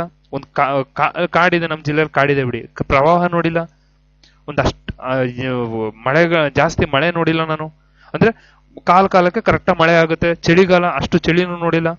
ಎಲ್ಲಾ ಸೀಸನ್ ಅಲ್ಲೂ ನಾರ್ಮಲ್ ಸೀಸನ್ ಅಲ್ಲಿ ಇರೋರು ಸರ್ ನಾವು. ಈ ನಾರ್ಮಲ್ ಸೀಸನ್ ಅಲ್ಲಿ ಇರೋರ್ನ ನೀವು ಹಿಲ್ ಸ್ಟೇಷನ್ಗೆ ಹಾಕದ್ರಿಂದಾಗ ಸಡನ್ ಆಗಿ ನಾನು ಅಲ್ಲಿ ಹೋದಾಗ ನಾನು ನನ್ನ ಸ್ಟೈಲಲ್ಲಿ ಆಡಳಿತ ಮಾಡ್ತೀನಿ. ಆ ಟ್ರೈಬಲ್ ಪೀಪಲ್ ಇದನ್ನ ನಾನು ಅರ್ಥ ಮಾಡ್ಕೊಳ್ಳಿಕ್ ಆಗಲ್ಲ. ಆ ಒಂದು ಕಾರಣದಿಂದ ನೀವು ಆ ಟ್ರೈಬಲ್ ಪೀಪಲ್ ಜಾಗಕ್ಕೆ ನಾವು ಅಲ್ಲಿಯವ್ರನ್ನ ನೇಮಕ ಮಾಡಿದ್ರೆ ಏನಾಗುತ್ತೆ ಅಂದ್ರೆ ಸ್ವಲ್ಪ ಅವ್ರಿಗೂ ಒಂದು ಸಪೋರ್ಟ್ ಸಿಕ್ಕಂಗಾಗುತ್ತೆ. ಇಲ್ಲಿ ಆ ಸ್ಥಳದ ಆಧಾರದ ಮೇಲೆ ನೇಮಕಾತಿ ಮಾಡ್ಕೊಳ್ಳೋದ್ರಿಂದ ಹಾಗೂ ಆ ಸ್ಥಳದ ಅಲ್ಲಿ ಒಂದು ಹುಟ್ಟಿನ ಸ್ಥಳದ ಆಧಾರದ ಒಂದು ಇದನ್ನ ಇಟ್ಕೊಂಡು ನೀವು ಅಲ್ಲೇ ಅವ್ರನ್ನ ಇದು ಮಾಡ್ಕೊಳ್ಳೋದ್ರಿಂದ ಅವ್ರಿಗೆ ಬೇಗ ಇದಾಗುತ್ತೆ. ಇಲ್ಲಿ ಪ್ರಾಬ್ಲಮ್ ಈ ತರ ಇದೆ ಅಂತ you will find fastly. Otherwise we can't administrate this type of rules. That's why ನೋಡಿ ಈ ರೀತಿ ಇದೆ. ಇದನ್ನ ಸ್ವಲ್ಪ ನಾವು ಯೋಚನೆ ಮಾಡ್ಬೇಕಾಗತ್ತೆ. ನೋಡಿ, ಇದು ಆರ್ಟಿಕಲ್ 15. ಇಲ್ಲಿ ಆರ್ಟಿಕಲ್ 15 ಅಂದಾಗ ಇಲ್ಲಿ ತಾರತಮ್ಯ ಅಂದಾಗ ಇಲ್ಲಿ ನನಗೆ ಒಂದು ನಿಜವಾಗ್ಲೂ ಒಂದು ಕೇಸ್ ನೆನಪಾಗುತ್ತೆ. ಶಬರಿಮಲೆ ಕೇಸ್ ನಿಮ್ಗೆಲ್ಲ ಗೊತ್ತಿರೋ ಹಾಗೆ ಒಂದು ಯಂಗ್ ಇಂಡಿಯಾ ಲಾಯರ್ಸ್ ಅಸೋಸಿಯೇಷನ್ ಅವರು, young India lawyer association, young India lawyer association versus ಇದ TDB, ತಿರುವಾಂಕೂರ್ ದೇವಸ್ವಂ ಬೋರ್ಡು. ಅಂದ್ರೆ ಇದು ಹೆಣ್ಮಕ್ಳಿಗೆ ಅಂದ್ರೆ ಮಹಿಳೆಯರಿಗೆ, ಹೆಣ್ಮಕ್ಳಿಗೆ ಅಂತ ಹೇಳ್ಬೋದು, ಮಹಿಳೆಯರಿಗೆ ಈ ಒಂದು ಶಬರಿಮಲೆ ದೇವಸ್ಥಾನಕ್ಕೆ ನಿಮ್ಮ ಇದಿಲ್ಲ, ಪ್ರವೇಶ ಇಲ್ಲ. ಅದೆಲ್ಲ ನಮಗ್ ಗೊತ್ತಿರೋ ವಿಷಯನೇ. ಒಂದು 2006ರಲ್ಲಿ ಸರ್ ಈ ಕೇಸ್ ಹಾಕಿದ್ ಬಂದು 2006. ಇದು 2018ರಲ್ಲಿ ಜಡ್ಜ್ಮೆಂಟ್ ಬಂತಿದ್ದು. 2018ರಲ್ಲಿ ಸುಮಾರು ಒಂದು 12 ವರ್ಷ ಸುದೀರ್ಘ ಇದನ್ನ ಇದು ಮಾಡಿ ಜಡ್ಜ್ಮೆಂಟ್ ಬಂತು. ಇಲ್ಲೇನಂದ್ರೆ ನಾವು ಹೆಣ್ಮಕ್ಳಿಗೆ ಪ್ರವೇಶ ಕಲ್ಪಿಸ್ತಿರ್ಲಿಲ್ಲ, ಇಲ್ಲಿ ಪ್ರವೇಶ ಕಲ್ಪಿಸಿ ಅಂತೇಳಿ ಜಡ್ಜ್ಮೆಂಟ್ ಕೊಟ್ರು, ಹೆಣ್ಮಕ್ಳಿಗೆ ಪ್ರವೇಶ ಕೊಡಿ ಅಂತ. ಆದ್ರೆ ದೇವಸ್ಥಾನದವ್ರದ್ದು ವಾದ ಏನು ಅಂದ್ರೆ ಸುಮಾರು ಒಂದು 48 ದಿನಗಳ ಕಾಲ ವ್ರತವನ್ನ ಮಾಡ್ಬೇಕು. ಅಯ್ಯಪ್ಪ ಸ್ವಾಮಿ ಮಾಲೆಯನ್ನ ಹಾಕಿಸ್ಕೊಂಡ್ರೆ 48 ದಿನಗಳ ಕಾಲ ವ್ರತವನ್ನ ಮಾಡ್ಬೇಕಂತೇಳಿ ಇದಿದೆ, ಪದ್ಧತಿ ಇದೆ. ಅದೊಂದು ಧಾರ್ಮಿಕ ನಂಬಿಕೆಯೂ ಕೂಡ ಹೌದು. ಇಲ್ಲಿ ಏನಾಗಿತ್ತು ಅಂದ್ರೆ ಅವ್ರು TDB ಅವರು ಇಲ್ಲ ಆತರ ಮಾಡ್ಲಿಕ್ಕಾಗಲ್ಲ, ಯಾಕಂದ್ರೆ ಒಂದು 48 ದಿನಗಳ ಕಾಲ ವ್ರತ ಆಚರಿಸ್ಬೇಕು. 10 ವರ್ಷದಿಂದ 50 ವರ್ಷದ ಮಹಿಳೆಯರು ಏನಿರುತ್ತೆ ಇವರಲ್ಲಿ ವ್ರತ ಆಚರಿಸ್ಲಿಕ್ಕೆ ಸಾಧ್ಯ ಇಲ್ಲ. ಯಾಕಂದ್ರೆ ಅವರು ಆ ಸಮಯದಲ್ಲಿ ಪೀರಿಯಡ್ಸ್ ಹಾಗೂ ಇನ್ನಷ್ಟು ಇದರಿಂದ ಅವರು ಇದಾಗಿರ್ತಾರೆ. ನಾವು ಅವ್ರಿಗೆ ಇದು ಕೊಡಕ್ ಆಗಲ್ಲ, ಅಯ್ಯಪ್ಪ ಸ್ವಾಮಿ ಹಾಗೂ ಮತ್ತೆ ಅಯ್ಯಪ್ಪ ಸ್ವಾಮಿ ಬ್ರಹ್ಮಚಾರಿ, ಈ ಒಂದು ಕಾರಣವನ್ನ ನೀಡಿ ಅವ್ರು 48 ದಿನಗಳ ಕಾಲ ರಥವನ್ನ ಆಚರಿಸ್ಬೇಕು. ಮತ್ತೆ ಅವ್ರದ್ದು ಪೀರಿಯಡ್ಸ್ ಅಂದ್ರೆ ಮುಟ್ಟಾಗೋದು ಅಂತ ಹೇಳ್ತೀವಿ. ಈ ಮುಟ್ಟಾಗುವಿಕೆಯನ್ನ ಮುಂದಿಟ್ಕೊಂಡು ನಾವು ಅವ್ರನ್ನ ಇದ್ ಮಾಡಲ್ಲ, ಯಾಕಂದ್ರೆ 48 ದಿನ ವ್ರತ ಆಚರಿಸಬೇಕಾಗಿರೋದ್ರಿಂದ ಮತ್ತು ಅಯ್ಯಪ್ಪ ಸ್ವಾಮಿ ಬ್ರಹ್ಮಚಾರಿ ಆಗಿರೋದ್ರಿಂದ ನಾವು ದೇವಸ್ಥಾನಕ್ಕೆ ಅಲೋ ಮಾಡಲ್ಲ. ಇದೊಂದು ಧಾರ್ಮಿಕ ನಂಬಿಕೆ, ಇದು ಪ್ರಾಚೀನದಿಂದ ನಡ್ಕೊಂಡ್ ಬಂದಿರತಕ್ಕಂಥದ್ದು. ಆದ್ರೆ ಪ್ರಸ್ತುತ ದಿನ ಆಗಿಲ್ಲ. ಓಕೆ, ಇಲ್ಲಿ ಆರ್ಟಿಕಲ್ 14 ಇದೆ, ಆರ್ಟಿಕಲ್ 15 ತಾರತಮ್ಯ ನಿಷೇಧ, ಇಲ್ಲಿ ಸಮಾನತೆಯನ್ನು ಬರುತ್ತೆ, ತಾರತಮ್ಯ ನಿಷೇಧನೂ ಬರುತ್ತೆ, ಹಾಗೂ ಧಾರ್ಮಿಕ ಸ್ವಾತಂತ್ರ್ಯ 25, 26ನೇ ವಿಧಿ ಧಾರ್ಮಿಕ ಸ್ವಾತಂತ್ರ್ಯ ಇದೆ. ಈ ತರ ಇದ್ದಾಗ ಕೇಸ್ ಹಾಕಿದ್ರು, ಅದು ಜಡ್ಜ್ಮೆಂಟ್ ಕೊಟ್ರು, ಇಲ್ಲ ನೀವು ದೇವಸ್ಥಾನಕ್ಕೆ ಅಲೋ ಮಾಡ್ಬೇಕಂತೇಳಿ ಜಡ್ಜ್ಮೆಂಟ್ ಅನ್ನ ಕೊಟ್ರು. ಅಂದ್ರೆ ಇಲ್ಲಿ ಲಿಂಗಾಧಾರಿತ ಲಿಂಗ ತಾರತಮ್ಯ, ಇಲ್ಲಿ ನೋಡಿ ನಾನು ಅವಾಗ್ಲೇ ನಿಮ್ಗೆ ಹೇಳಿದ್ರೆ ಇದನ್ನೆಲ್ಲ ನೀವು, ನಾನು ಕೇಸ್ಗಳನ್ನ ಏನಕ್ಕೆ ಕೇಳ್ತಾ ಇದ್ದೀನಿ ಅಂದ್ರೆ ನಿಮ್ಗೆ ಅರ್ಥ ಆಗ್ಬೇಕು. ನೋಡಿ, ಇಲ್ಲಿ ಧರ್ಮ, ಜನಾಂಗ, ಜಾತಿ, ಲಿಂಗ, ಇಲ್ಲಿ ನಾವು ಯಾರಿಗ್ ಇದ್ ಮಾಡ್ತಾ ಇಲ್ಲ, ಏನಕ್ಕೋಸ್ಕರ ವುಮೆನ್ಸ್ ಅಲೋ ಮಾಡ್ತಾ ಇಲ್ಲ ಅಂದ್ರೆ ಅವ್ರ ಲಿಂಗವನ್ನ ಮುಂದಿಟ್ಕೊಂಡು, ಅಂದ್ರೆ ಅವ್ರ ಇದನ್ನ ಇದ್ ಮಾಡುತ್ತೆ. ನಾವು ಅವ್ರ ಗಂಡು ಹೆಣ್ಣು ಅಂತ ನಾವೇ ಡಿವೈಡ್ ಮಾಡ್ಬಿಟ್ಟಿದೀವಿ. ಕರೆಕ್ಟಾಗಿ ಗಂಡು ಹೆಣ್ಣು ಅಂತ ನಾವೇ ಡಿವೈಡ್ ಮಾಡಿ, ಇಲ್ಲ ಅವ್ರ ಹೆಣ್ಣು, ಅವ್ರಿಗೆ ಈ ರೀತಿ ಪ್ರಾಬ್ಲಮ್ಸ್ ಇದೆ, ಮುಟ್ಟಾಕ್ತಾರ ಅವರು, ಹಾಗೂ ಅಯ್ಯಪ್ಪ ಸ್ವಾಮಿ ಬ್ರಹ್ಮಚಾರಿ, ಈ ಒಂದು ಕಾರಣದಿಂದ ನಾವು ಅವ್ರನ್ನ ಅಲೋ ಮಾಡಲ್ಲ ಅಂತ ಹೇಳ್ತಾರೆ. ಆದ್ರೆ ಸುಪ್ರೀಂ ಕೋರ್ಟ್ ಆಗ್ ಮಾಡಿಲ್ಲ, ಇಲ್ಲ ನೀವು ಅಲೋ ಮಾಡ್ಲೇಬೇಕು, ಅಲೋ ಮಾಡಬೇಕು, ಇದು ಅವ್ರ ವೈಯಕ್ತಿಕ ಸ್ವಾತಂತ್ರ್ಯ ಇದೆ, ನೀವು ಅವರ ಲಿಂಗ ತಾರತಮ್ಯವನ್ನ ಇಲ್ಲಿ ಆಚರಿಸ್ತಾ ಇದ್ದೀರಿ. ಅಂದ್ರೆ ಒಂದು ದೇವಸ್ಥಾನವನ್ನ ನೀವು ಸ್ಥಾಪಿಸಿರೋದೇ ಒಂದು ಜನಗಳ ವೀಕ್ಷಣೆಗಾಗಿ, ಜನರ ಕಲ್ಯಾಣಕ್ಕಾಗಿ ನೀವು ದೇವಸ್ಥಾನವನ್ನ ಸ್ಥಾಪನೆ ಮಾಡಿದ್ದೀರಿ. ಅಂದ್ರೆ ನೀವು ಅವ್ರಿಗೆ ಪ್ರವೇಶವನ್ನ ಕೊಡಿ ಅಂತ ಸುಪ್ರೀಂ ಕೋರ್ಟ್ ಇಲ್ಲಿ ಆರ್ಟಿಕಲ್ 14 ವೈಲೇಷನ್ ಆಗಿದೆ, ಆರ್ಟಿಕಲ್ 15 ವೈಲೇಷನ್ ಆಗಿದೆ, ಆರ್ಟಿಕಲ್ 25, 26 ಧಾರ್ಮಿಕ ಸ್ವಾತಂತ್ರ್ಯ ವೈಲೇಷನ್ ಆಗಿದೆ. ನೋಡಿ, ಈ ರೀತಿಯಾದಂತಹ ಕೆಲವೊಂದಿದು ಇಲ್ಲಿ ಕಂಡು ಬಂತು. ಇದು ನಾವು ಅದೇನೇ ಆದ್ರೂ ನಾವು ಸುಪ್ರೀಂ ಕೋರ್ಟ್ ನ ಒಂದು ಜಡ್ಜ್ಮೆಂಟ್ ಅನ್ನ ಖಂಡಿತವಾಗಿಯೂ ನಾವು ಸ್ವಾಗತ ಮಾಡಲೇಬೇಕು. ಯಾಕಂದ್ರೆ ಇದು ಅಸ್ಪೃಶ್ಯತೆಯ ಆಚರಣೆಯ ರೂಪ ಅಂತೇಳಿ ಸುಪ್ರೀಂ ಕೋರ್ಟ್, ನಾನು ಹೇಳ್ತಿದ್ದೆ ಇಷ್ಟೊತ್ತು, ನಾನು ಹೇಳಿದೆ, ನಾನು ಹೇಳಿರೋದಲ್ಲ, ಇದೆಲ್ಲ ಒಂದು ಸುಪ್ರೀಂ ಕೋರ್ಟ್ ಜಡ್ಜ್ಮೆಂಟ್. ನಿಮ್ಗೆ ಏನಕ್ಕೆ ಇದನ್ನ ಹೇಳಿದೆ ಅಂದ್ರೆ, ನೋಡಿ ಇಲ್ಲಿ ಒಂದೊಂದು ಇದಕ್ಕೂ ನಾವು ಒಂದೊಂದು ಎಕ್ಸಾಂಪಲ್ ಕೊಟ್ಟು ಹೇಳಿದಾಗ ನಿಮಗೆ ಕ್ಲಾರಿಟಿ ಆಗುತ್ತೆ. ಆ ಒಂದು ಕಾರಣದಿಂದ ಇದನ್ನ ಹೇಳಿರುವಂತದ್ದು. ಈ ರೀತಿ ಹೇಳಿದಾಗ ಇದು ಸುಪ್ರೀಂ ಕೋರ್ಟ್ ಜಡ್ಜ್ಮೆಂಟ್, ನಿಜವಾಗ್ಲೂ ಇದನ್ನ ನಾವು ಸ್ವಾಗತ ಮಾಡಲೇಬೇಕಾಗಿದ್ದಂತಹ ಒಂದು ಜಡ್ಜ್ಮೆಂಟ್. ಇದೊಂದು ಐತಿಹಾಸಿಕ ತೀರ್ಪು ಸಹ ಹೌದು. ಓಕೆ, ಇದರಿಂದ ಪ್ರಸ್ತುತ ಹೋಗ್ತಾ ಇದ್ದಾರೆ, ನನಗೂ ಗೊತ್ತಿಲ್ಲ, ನಾವು ಹೋಗಿಲ್ಲ ಒಂದ್ಸರಿನು, ನೋಡೋಣ ಮುಂದೆ ಅದು ಯಾವ್ಯಾವ ತರ ಆಗುತ್ತೆ ಅಂತ. ಬಟ್ ಆದ್ರೆ ಇದರಲ್ಲಿ ಒಂದು ನನಗೆ ಬೇಜಾರಾಗಿದೆ ಏನಂದ್ರೆ, ಈ ಮಹಿಳೆಯರಿಗೋಸ್ಕರ ಸುಪ್ರೀಂ ಕೋರ್ಟ್ ಈ ರೀತಿಯಾದಂತಹ ಒಂದು ಇನಿಷಿಯೇಟಿವ್ ತಗೊಂಡಾಗ, ಒಳ್ಳೆ ಇನಿಷಿಯೇಟಿವ್ ತಗೊಂಡಾಗ, ಅಲ್ಲೇ ಸ್ಥಳೀಯ ಮಹಿಳೆಯರೇ ಅಪೋಸ್ ಮಾಡಿದ್ರು. ಅಂದ್ರೆ ಕೆಲವೊಬ್ರು ದೇವಸ್ಥಾನಕ್ಕೆ ಹೋಗ್ಲಿಕ್ಕೆ ಹೋದಾಗ, ಒಂದಿಬ್ರು ಮಹಿಳೆಯರು ಹೋದಾಗ ಅವ್ರನ್ನ ಅಲ್ಲಿ ಸ್ಥಳೀಯರೇ ತಡೆದ್ರು. ಇದು ನೋಡಿ, ನಾವು ಹೋರಾಡ್ತಾ ಇರೋದೇ ಅವ್ರ ವಿರುದ್ಧ, ಅವರೇ ನಮ್ಗೆ ಬೆಳೆದಾರೆ, ಅವರೇ ತಡೀತಾ ಇದ್ದಾಗ ಇಲ್ಲಿ ಇದು ನಮ್ಗೇನಾಗುತ್ತೆ, ಸ್ವಲ್ಪ ಬೇಜಾರಾಗುತ್ತೆ. ಯಾಕಂದ್ರೆ ನಾವು ವುಮೆನ್ ಎಂಪವರ್ಮೆಂಟ್ ಮಾಡ್ಬೇಕಂತ ನಾವು ಸುಪ್ರೀಂ ಕೋರ್ಟ್ ಏನೋ ಒಂದು ಜಡ್ಜ್ಮೆಂಟ್ ಕೊಡೋಕೆ ಅದನ್ನ ಸ್ವಾಗತ ಮಾಡ್ಕೋಬೇಕು. ಯಾಕಂದ್ರೆ ನೀವು ಈಗ ಫಾರ್ ಎಕ್ಸಾಂಪಲ್ ನೀವು 3 ಜನರೇಷನ್ ಇದೆ ಅನ್ಕೋತೀನಿ, ಅನ್ಕೊಳ್ಳಿ, ಈಗ 3 ಜನರೇಷನ್ ಇದೆ, 1, 2, 3. ಈಗ ನೀವಂತೂ ನೋಡಿಲ್ಲ, ಇಲ್ಲಿ ನಿಮ್ಮ ಮಗಳಿದ್ದಾಳೆ, ನಿಮ್ಮ ಮೊಮ್ಮಗಳಿದ್ದಾಳೆ. ಓಕೆ, ನಿಮ್ಮ ತಾಯಿಯವ್ರು ನೋಡಿಲ್ಲ, ನಿಮ್ಮ ಅಜ್ಜಿ ನೋಡಿಲ್ಲ. ಓಕೆ, ನೀವೆಲ್ಲ ನೋಡದೇ ಇರೋದನ್ನ ಸುಪ್ರೀಂ ಕೋರ್ಟ್ ನಿಮ್ಮ ಮೊಮ್ಮಕ್ಕಳಿಗೆ, ನಿಮ್ಮ ಮಕ್ಕಳಿಗೆ ಹಾಗೂ ನಿಮಗೆ ಅವಕಾಶವನ್ನ ಕೊಡ್ತಾ ಇದೆ ಅಂದಾಗ ಯು ಹ್ಯಾವ್ ಟು ಯುಟಿಲೈಸ್. ಅದು ನಿಮ್ಮ ಪರವಾಗಿ ಕೊಟ್ಟಿರ್ತಕ್ಕಂಥ ಜಡ್ಜ್ಮೆಂಟ್ ಅನ್ನ ನೀವೇ ಅಪೋಸ್ ಮಾಡಿದ್ರೆ ಅದಕ್ಕೊಂದು ಅರ್ಥ ಇರಲ್ಲ. ಮತ್ತೆ ಇಲ್ಲಿ ನ್ಯಾಯಾಂಗಕ್ಕೆ ನಾವು ಯಾವ ರೀತಿ ಬೆಲೆ ಕೊಟ್ಟಂಗಾಯ್ತು? ಇದನ್ನ ವಿರೋಧ ಮಾಡೋದನ್ನ ಸರ್, ನಮ್ಮ ಮನೆಗಳಲ್ಲೇ ನಮ್ಮ ಸಿಸ್ಟರ್ಸ್ ಇದ್ದವರು ಈ ಜಡ್ಜ್ಮೆಂಟ್ ಬಂದಾಗ ಈ ರೀತಿ ಕೊಡಬಾರ್ದು, ಅದು ಹೆಂಗೆ ಪ್ರವೇಶ ಮಾಡ್ಬಿಡ್ತದೆ ದೇವಸ್ಥಾನಕ್ಕೆ, ದೇವ್ರಿಗೆ, ಹಂಗೆ ಹಿಂಗೆ ಅಂತ. ನೋಡಿ, ನಾವು ಎಜುಕೇಟೆಡ್, ನಮ್ಗೆ ಎಜುಕೇಟೆಡ್, ನಾವು ವಿ ವಿಲ್ ಅಂಡರ್ಸ್ಟ್ಯಾಂಡ್. ಬಟ್ ಆದ್ರೆ ನಮ್ಮ ತಲೆಗಳಲ್ಲಿ ಏನ್ ಉಳಿದಿದೆ ಅಂದ್ರೆ, ಇನ್ನು ಹೆಣ್ಣು ಗಂಡು ಈ ರೀತಿಯಾದಂತಹ ಒಂದು ಇದು ಉಳಿದಿದೆ. ಧಾರ್ಮಿಕ ಸ್ವಾತಂತ್ರ್ಯವನ್ನ ಎಲ್ಲರೂ ಆಚರಣೆ ಮಾಡ್ಲಿಕ್ಕೆ ನಾವು ಅವಕಾಶವನ್ನು ಕೊಡಬೇಕು. ಅದನ್ನ ಅಷ್ಟು ಸುಲಭವಾಗಿ ಕಸಿದುಕೊಳ್ಳಿಕ್ಕೆ ಆಗೋದಿಲ್ಲ. ಇದು ಇಂಪಾರ್ಟೆಂಟ್. ನೆಕ್ಸ್ಟ್ ಈಗ ವಿಧಿಯನ್ನು ನೋಡಿದ್ರೆ, ಇದು 16ನೇ ವಿಧಿ. ಇಲ್ಲಿ ಸಾರ್ವಜನಿಕ ಉದ್ಯೋಗದಲ್ಲಿ ಸಮಾನತೆಯನ್ನು ನೋಡಬೇಕು. ಸೇಮ್ ಇಲ್ಲೂ ಕೂಡ ಧರ್ಮ, ಜನಾಂಗ, ಜಾತಿ, ಲಿಂಗ, ಹುಟ್ಟಿದ ಸ್ಥಳ ಅಥವಾ ವಾಸಸ್ಥಳದ ಆಧಾರದ ಮೇಲೆ ಸರ್ಕಾರಿ ಉದ್ಯೋಗಗಳಲ್ಲಿ ತಾರತಮ್ಯ ಮಾಡುವಾಗಿಲ್ಲ. ನಮ್ಮ ಹೇಳಿದೆ ನಿಮ್ಗೆ ಆವಾಗಲೇ ಒಂದು ಎಕ್ಸಾಂಪಲ್ ಕೊಟ್ಟು, ಅಸ್ಸಾಂ ಎಕ್ಸಾಂಪಲ್ ಕೊಟ್ಟು, ಆಂಧ್ರ ಪ್ರದೇಶ ಮತ್ತು ಕರ್ನಾಟಕದ 371(j) ಅಡಿಯಲ್ಲಿ ಕೆಲವು ವಾಸಸ್ಥಳದ ಅರ್ಹತೆಗಳು ಜಾರಿಯಲ್ಲ. ಈಗ ಕರ್ನಾಟಕ 371, ಇಲ್ಲಿ ಕಲ್ಯಾಣ ಕರ್ನಾಟಕ ಬರುತ್ತೆ. ಕಲ್ಯಾಣ ಕರ್ನಾಟಕದಲ್ಲಿರ್ತಕ್ಕಂಥ ಕೆಲವೊಂದು ಮೀಸಲಾತಿಗಳನ್ನು ನೀಡಿದೀವಿ. ಅಂದ್ರೆ ಈ ಕರ್ನಾಟಕದ ಒಂದು 6 ಜಿಲ್ಲೆಗಳಿದೆ. ಬೀದರ್ ಇದೆ, ಬೀದರ್, ಕಲಬುರಗಿ, ಯಾದಗಿರಿ, ರಾಯಚೂರು, ಕೊಪ್ಪಳ ಹಾಗೂ ಇಂಗಿನ ವಿಜಯನಗರ, ಬಳ್ಳಾರಿ. ನಾವು ಇದಿಷ್ಟು ಡಿಸ್ಟ್ರಿಕ್ಟ್ ಎಲ್ಲಿದ್ದಾವೆ, 371(j) ಅಡಿಯಲ್ಲಿ ಇದಾವೆ. ಇವ್ರಿಗೆ ನಾವು ಕೆಲವೊಂದು ಅಂದ್ರೆ ಅಲ್ಲಿಗೆ ಸಪರೇಟ್ ನೋಟಿಫಿಕೇಶನ್ಗಳನ್ನ ಮಾಡಿದ್ವಿ. ಅಂದ್ರೆ ನಾವು ಕೇಳಂಗಿಲ್ಲ, ಏನಕ್ಕಂದ್ರೆ ತುಂಬಾ ಹಿಂದುಳಿದ ಜಿಲ್ಲೆಗಳು, ಅಲ್ಲಿಗೆ ನಾವು ಒಂದು ಇದನ್ನ ಕೊಡ್ಬೇಕಂತೇಳಿ, ಒಂದು ಸ್ಥಾನಮಾನವನ್ನು ಕೊಡ್ಬೇಕಂತೇಳಿ ಆ ಒಂದು ವಾಸಸ್ಥಳದ ಅರ್ಹತೆಗಳನ್ನ ಮಾಡಿದ್ವಿ. ಏನಕ್ಕಂದ್ರೆ ಸ್ಥಳೀಯವಾಗಿ ಅವರನ್ನು ಸಹ ಮೇಲೆತ್ಬೇಕು. ಈಗ ನಾವು I M Mysuru district, okay, ನಾನು ಮೈಸೂರು ಡಿಸ್ಟಿಕ್, ನಂಗೆ ಒಳ್ಳೆ ಎಜುಕೇಶನ್ ಸಿಕ್ಕಿದೆ, ನಾನು ಪಾಠ ಮಾಡ್ತಾ ಇದ್ದೀನಿ. ಓಕೆ, ಅಲ್ಲಿ ಇಲ್ಲಿ ನಮ್ಮ ಹತ್ರ ರಿಸೋರ್ಸಸ್ ಇದೆ. ನನಗೆ ಪಕ್ಕದಲ್ಲಿ ಬೆಂಗಳೂರಿಗೆ ಬಂದ್ರೆ ಒಳ್ಳೊಳ್ಳೆ IT ಕಂಪನೀಸ್ ಇದೆ, ಮತ್ತೆ ಇಲ್ಲಿ ನನಗೆ ವರ್ಕ್ ಹಬ್ ಇದು. We will survive here, but you will go Raichur, you will go Bellary, Yadgir, Kalaburagi. Sir, ಭೂಮಿ ಬರಡು, ಮಳೆ ಬರುತ್ತೆ, ಭೂಮಿ ಸಮಾನವಾಗಿದೆ. ನಮ್ಮಲ್ಲಿ ಇಲ್ಲಿ ಹಂಗಿಲ್ಲ. ಅಟ್ಲೀಸ್ಟ್ ಕಾವೇರಿ ನೀರು ವರ್ಷ ಪೂರ್ತಿ ಇರುತ್ತೆ, ಬಟ್ ಅದ್ರ ಅಲ್ಲಿ ಹಂಗಿರಲ್ಲ. ನೀವು ಒಂದು ಸಮಾನವಾಗಿ ಭೂಮಿ ಸಮತಟ್ಟಾಗಿದೆ, ಬಂದಿದ್ದ ನೀರು ನಿಲ್ಲಲ್ಲ, ಹಂಗೆ ಹೊಂಟೋಗುತ್ತೆ. ಇಲ್ಲಿ ಎಲ್ಲಿ ಯಾವ ರೀತಿ ಕ್ರಿಯೇಟ್ ಆಗಬೇಕು?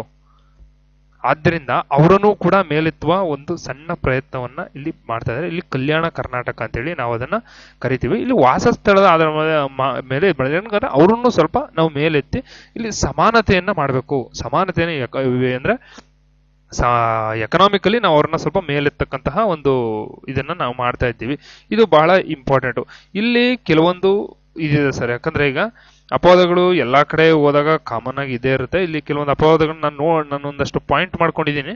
ನಿಮ್ಗೆ ಈಗ ಅಂದ್ರೆ ಇಲ್ಲಿ ವಾಸಸ್ಥಾನವನ್ನ ಅರ್ಹತೆಯನ್ನ ಸಂಸತ್ತು 16/3 ಉಪವಿಧಿಯಡಿ ಗುರುತನ್ನ ಮಾಡುತ್ತೆ. ಆಗ 16/4 ಇದರಲ್ಲಿ ಹಿಂದುಳಿದ ವರ್ಗಕ್ಕೆ ರಾಜ್ಯ ಕೆಲವೊಂದು ಮೀಸಲಾತಿಗಳನ್ನ ನೀಡುವಂಥದ್ದು ಇಲ್ಲಿ.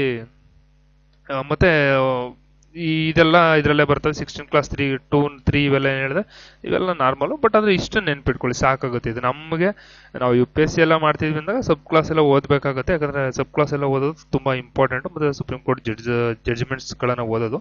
ಬಟ್ ನಮ್ಮ ಸ್ಟೇಟ್ ಎಕ್ಸಾಮ್ಸ್ ಬಂದಾಗ I think this much is enough. Okay, ಈಗ ನೆಕ್ಸ್ಟ್ ಅನ್ನು ನೋಡೋದಾದ್ರೆ, ಈಗ 17ನೇ ವಿಧಿ, ಇದು ಅಸ್ಪೃಶ್ಯತೆಯ ನಿಷೇಧವನ್ನ ನಾವು ಇದು ಮಾಡ್ತೀವಿ. ಇಲ್ಲಿ ಈ ಒಂದು ಸಾರ್ವಜನಿಕ ಉದ್ಯೋಗದಲ್ಲಿ ಸಮಾನತೆಯನ್ನ ತರಲಿಕ್ಕಾಗೇನೆ ನಾನು 103ನೇ ತಿದ್ದುಪಡಿ ಇದೇನಿತ್ತು 2019ರಲ್ಲಿ ಇತ್ತಂದ್ರು, ಎಕನಾಮಿಕಲಿ ವೀಕರ್ ಸೆಷನ್, ಅದನ್ನ ನಾನು ಅವಾಗಲೇ ಓದಿದೆ. ಅದು ಅದೇ ಕಾರಣಕ್ಕೆ ತಂದಿದ್ದು, ಇನ್ನೇನಕ್ಕೂ ಅಲ್ಲ. ಏನಕ್ಕಂದ್ರೆ ಈಗ ಎಕನಾಮಿಕಲಿ ವೀಕರ್ ಸೆಕ್ಷನ್ ಅಂದಾಗ, ಈಗ ಫಾರ್ ಎಕ್ಸಾಂಪಲ್ ನಾನು GM ಕ್ಯಾಟಗರಿ, ನನ್ನ ಹತ್ರ ಏನು ಆಸ್ತಿ ಇಲ್ಲ ಅಂದ್ರೆ, ನಾನು GM ಕ್ಯಾಟಗರಿ ಆಗಿದ್ದು ನನ್ನ ಹತ್ರ ಆಸ್ತಿ ಇಲ್ಲ. ಎಕನಾಮಿಕಲಿ ನಮ್ಮ ತಂದೆ ಬಂದೆಲ್ಲ ಕೂಲಿ ಕೆಲಸ ಮಾಡ್ತಾರೆ, ತಿಂಗಳಿಗೆ ನಮ್ಮ ಇನ್ಕಮ್ 10,000, ನಾವು ಯಾವ್ದೋ ಗುಡಿಸ್ಲಲ್ಲಿ ಇದೀವಿ ಅಂದ್ರೆ ಎಲ್ಗೆ ಹೋಗ್ಬೇಕು? ಅವಾಗ ಆ ವ್ಯಕ್ತಿ ಎಲ್ಗೆ ಹೋಗ್ಬೇಕು? ಸೊ ಇಲ್ಲಿ ಎಕನಾಮಿಕಲಿ ವೀಕರ್ ಸೆಕ್ಷನ್ ಅಂತಕ್ಕಂಥ ಒಂದು ಕೋಟವನ್ನ ಕ್ರಿಯೇಟ್ ಮಾಡಿ ಇವ್ರಿಗೆ 10% ಮೀಸಲಾತಿಯನ್ನ ಕೊಟ್ರೆ, ಎಲ್ಲಾದ್ರೂ ಒಂದು ಕೆಲ್ಸಕ್ಕೆ ಹೋದಾಗ, ಒಂದು ಗೌರ್ಮೆಂಟ್ ಅರ್ಜಿ ಹಾಕಿದಾಗ ಅಟ್ಲೀಸ್ಟ್ ಅವರು ಮೇಲ್ ಬರ್ಲಿ. ಈ ಒಂದು ಕಾರಣ. ಸುಮ್ನೆ ರಿಸರ್ವೇಶನ್ ಅನ್ನ ನಾವು, ಸರ್ ರಿಸರ್ವೇಶನ್ ಏನಕ್ಕೆ, ಯಾಕೆ ರಿಸರ್ವೇಶನ್ ಏನಕ್ಕೆ? ಇಲ್ಲ, ತೆಗೆದು ಬಿಡ್ಬೇಕು ರಿಸರ್ವೇಶನ್. ತಪ್ಪು ಸರ್, ಹಂಗಲ್ಲ. ರಿಸರ್ವೇಶನ್ ಕೊಡೋದು ಏನಕ್ಕೆ ಅಂದ್ರೆ ಎಲ್ಲರನ್ನು ಸಮಾನವಾಗಿ ನಾವು ಇದು ಮಾಡಬೇಕು, ಎಕನಾಮಿಕಲಿ ಎಲ್ಲರೂ ಮೇಲ್ ಬರಬೇಕು ಅನ್ನೋ ಒಂದು ದೃಷ್ಟಿಯಿಂದ. ನಮ್ಮ ಕೆಲವೊಬ್ರು ವಿರೋಧ ಮಾಡ್ತಾರೆ, ಬಟ್ ರಿಸರ್ವೇಶನ್ ಅನ್ನ ನೀವು ವಿರೋಧ ಮಾಡೋಕ್ಕಿಂತ ಮತ್ತೆ ತಿಳ್ಕೊಳ್ಳಿ ಫಸ್ಟ್, ರಿಸರ್ವೇಶನ್ ಯಾಕೆ, ಏನು, ಇದನ್ನ ತಿಳ್ಕೊಂಡು ಅನಂತರ ವಿರೋಧ ಮಾಡಿ. ಸುಮ್ಮನೆ ಯಾರು ವಿರೋಧವನ್ನ ಮಾಡಬೇಡಿ. ನಾನು ಅವಾಗಲೂ ಹೇಳಿದೆ, ವಿರೋಧ ಮಾಡೋಕ್ಕಿಂತ ಮುಂಚೆ, ನಾವು ಕ್ರಿಟಿಸೈಸ್ ಮಾಡೋಕ್ಕಿಂತ ಮುಂಚೆ we have to think it. Why we criticise that one, why we criticise that act, why we criticise that amendment, 103rd amendment. Why we criticise economical weaker section ಕೊಟ್ಟರು, ಅವನ EWS ಕೋಟಾದಲ್ಲಿ ತಗೊಂಡಿರೋದು. ಸರ್, EWS ಕೋಟಾದಲ್ಲಿ ತಗೊಂಡಿರಿ 10% reservation ಅಷ್ಟೇ sir. ಅವ್ರಿಗೆ 90% ಅವ್ರು effort ಹಾಕ್ಲೇಬೇಕು ಅಲ್ವಾ? ನೋಡಿ ಯಾವ ರೀತಿ ಅಂತ. ಅದನ್ನ ಯಾರು ಥಿಂಕ್ ಮಾಡಲ್ಲ. ಓಕೆ, ಅದನ್ನ ಈ ಒಂದು ಇದನ್ನ ಅಳವಡಿಸ್ಕೊಂತಕ್ಕಂಥ ಒಂದು ಫಸ್ಟ್ ಇದನ್ನ ಜಾರಿಗೆ ತಂದಾಗ ಗುಜರಾತ್ ಇದನ್ನ ಮೊದಲಿಗೆ ಅಳವಡಿಕೆ ಮಾಡ್ಕೊಡ್ತು. ಇದು ಸ್ವಲ್ಪ ನೆನಪಿರ್ಲಿ. ಅದು ಬಿಟ್ರೆ ನಮ್ಮಲ್ಲಿ ಈಗ ನಿಮ್ಗೆ ಗೊತ್ತಿರೋದಾಗೆ ನಾಗಮೋಹನ್ ದಾಸ್ ಅವರ ಕಮಿಟಿ, ನಮ್ಮ ಕರ್ನಾಟಕದಲ್ಲಿ ನಾಗಮೋಹನ್ ದಾಸ್ ಅವರ ಕಮಿಟಿ ಒಳ ಮೀಸಲಾತಿ ಜಾರಿಲಿರುವಂಥದ್ದು ಇದು ನಮ್ಮ ಕರ್ನಾಟಕದಲ್ಲಿ.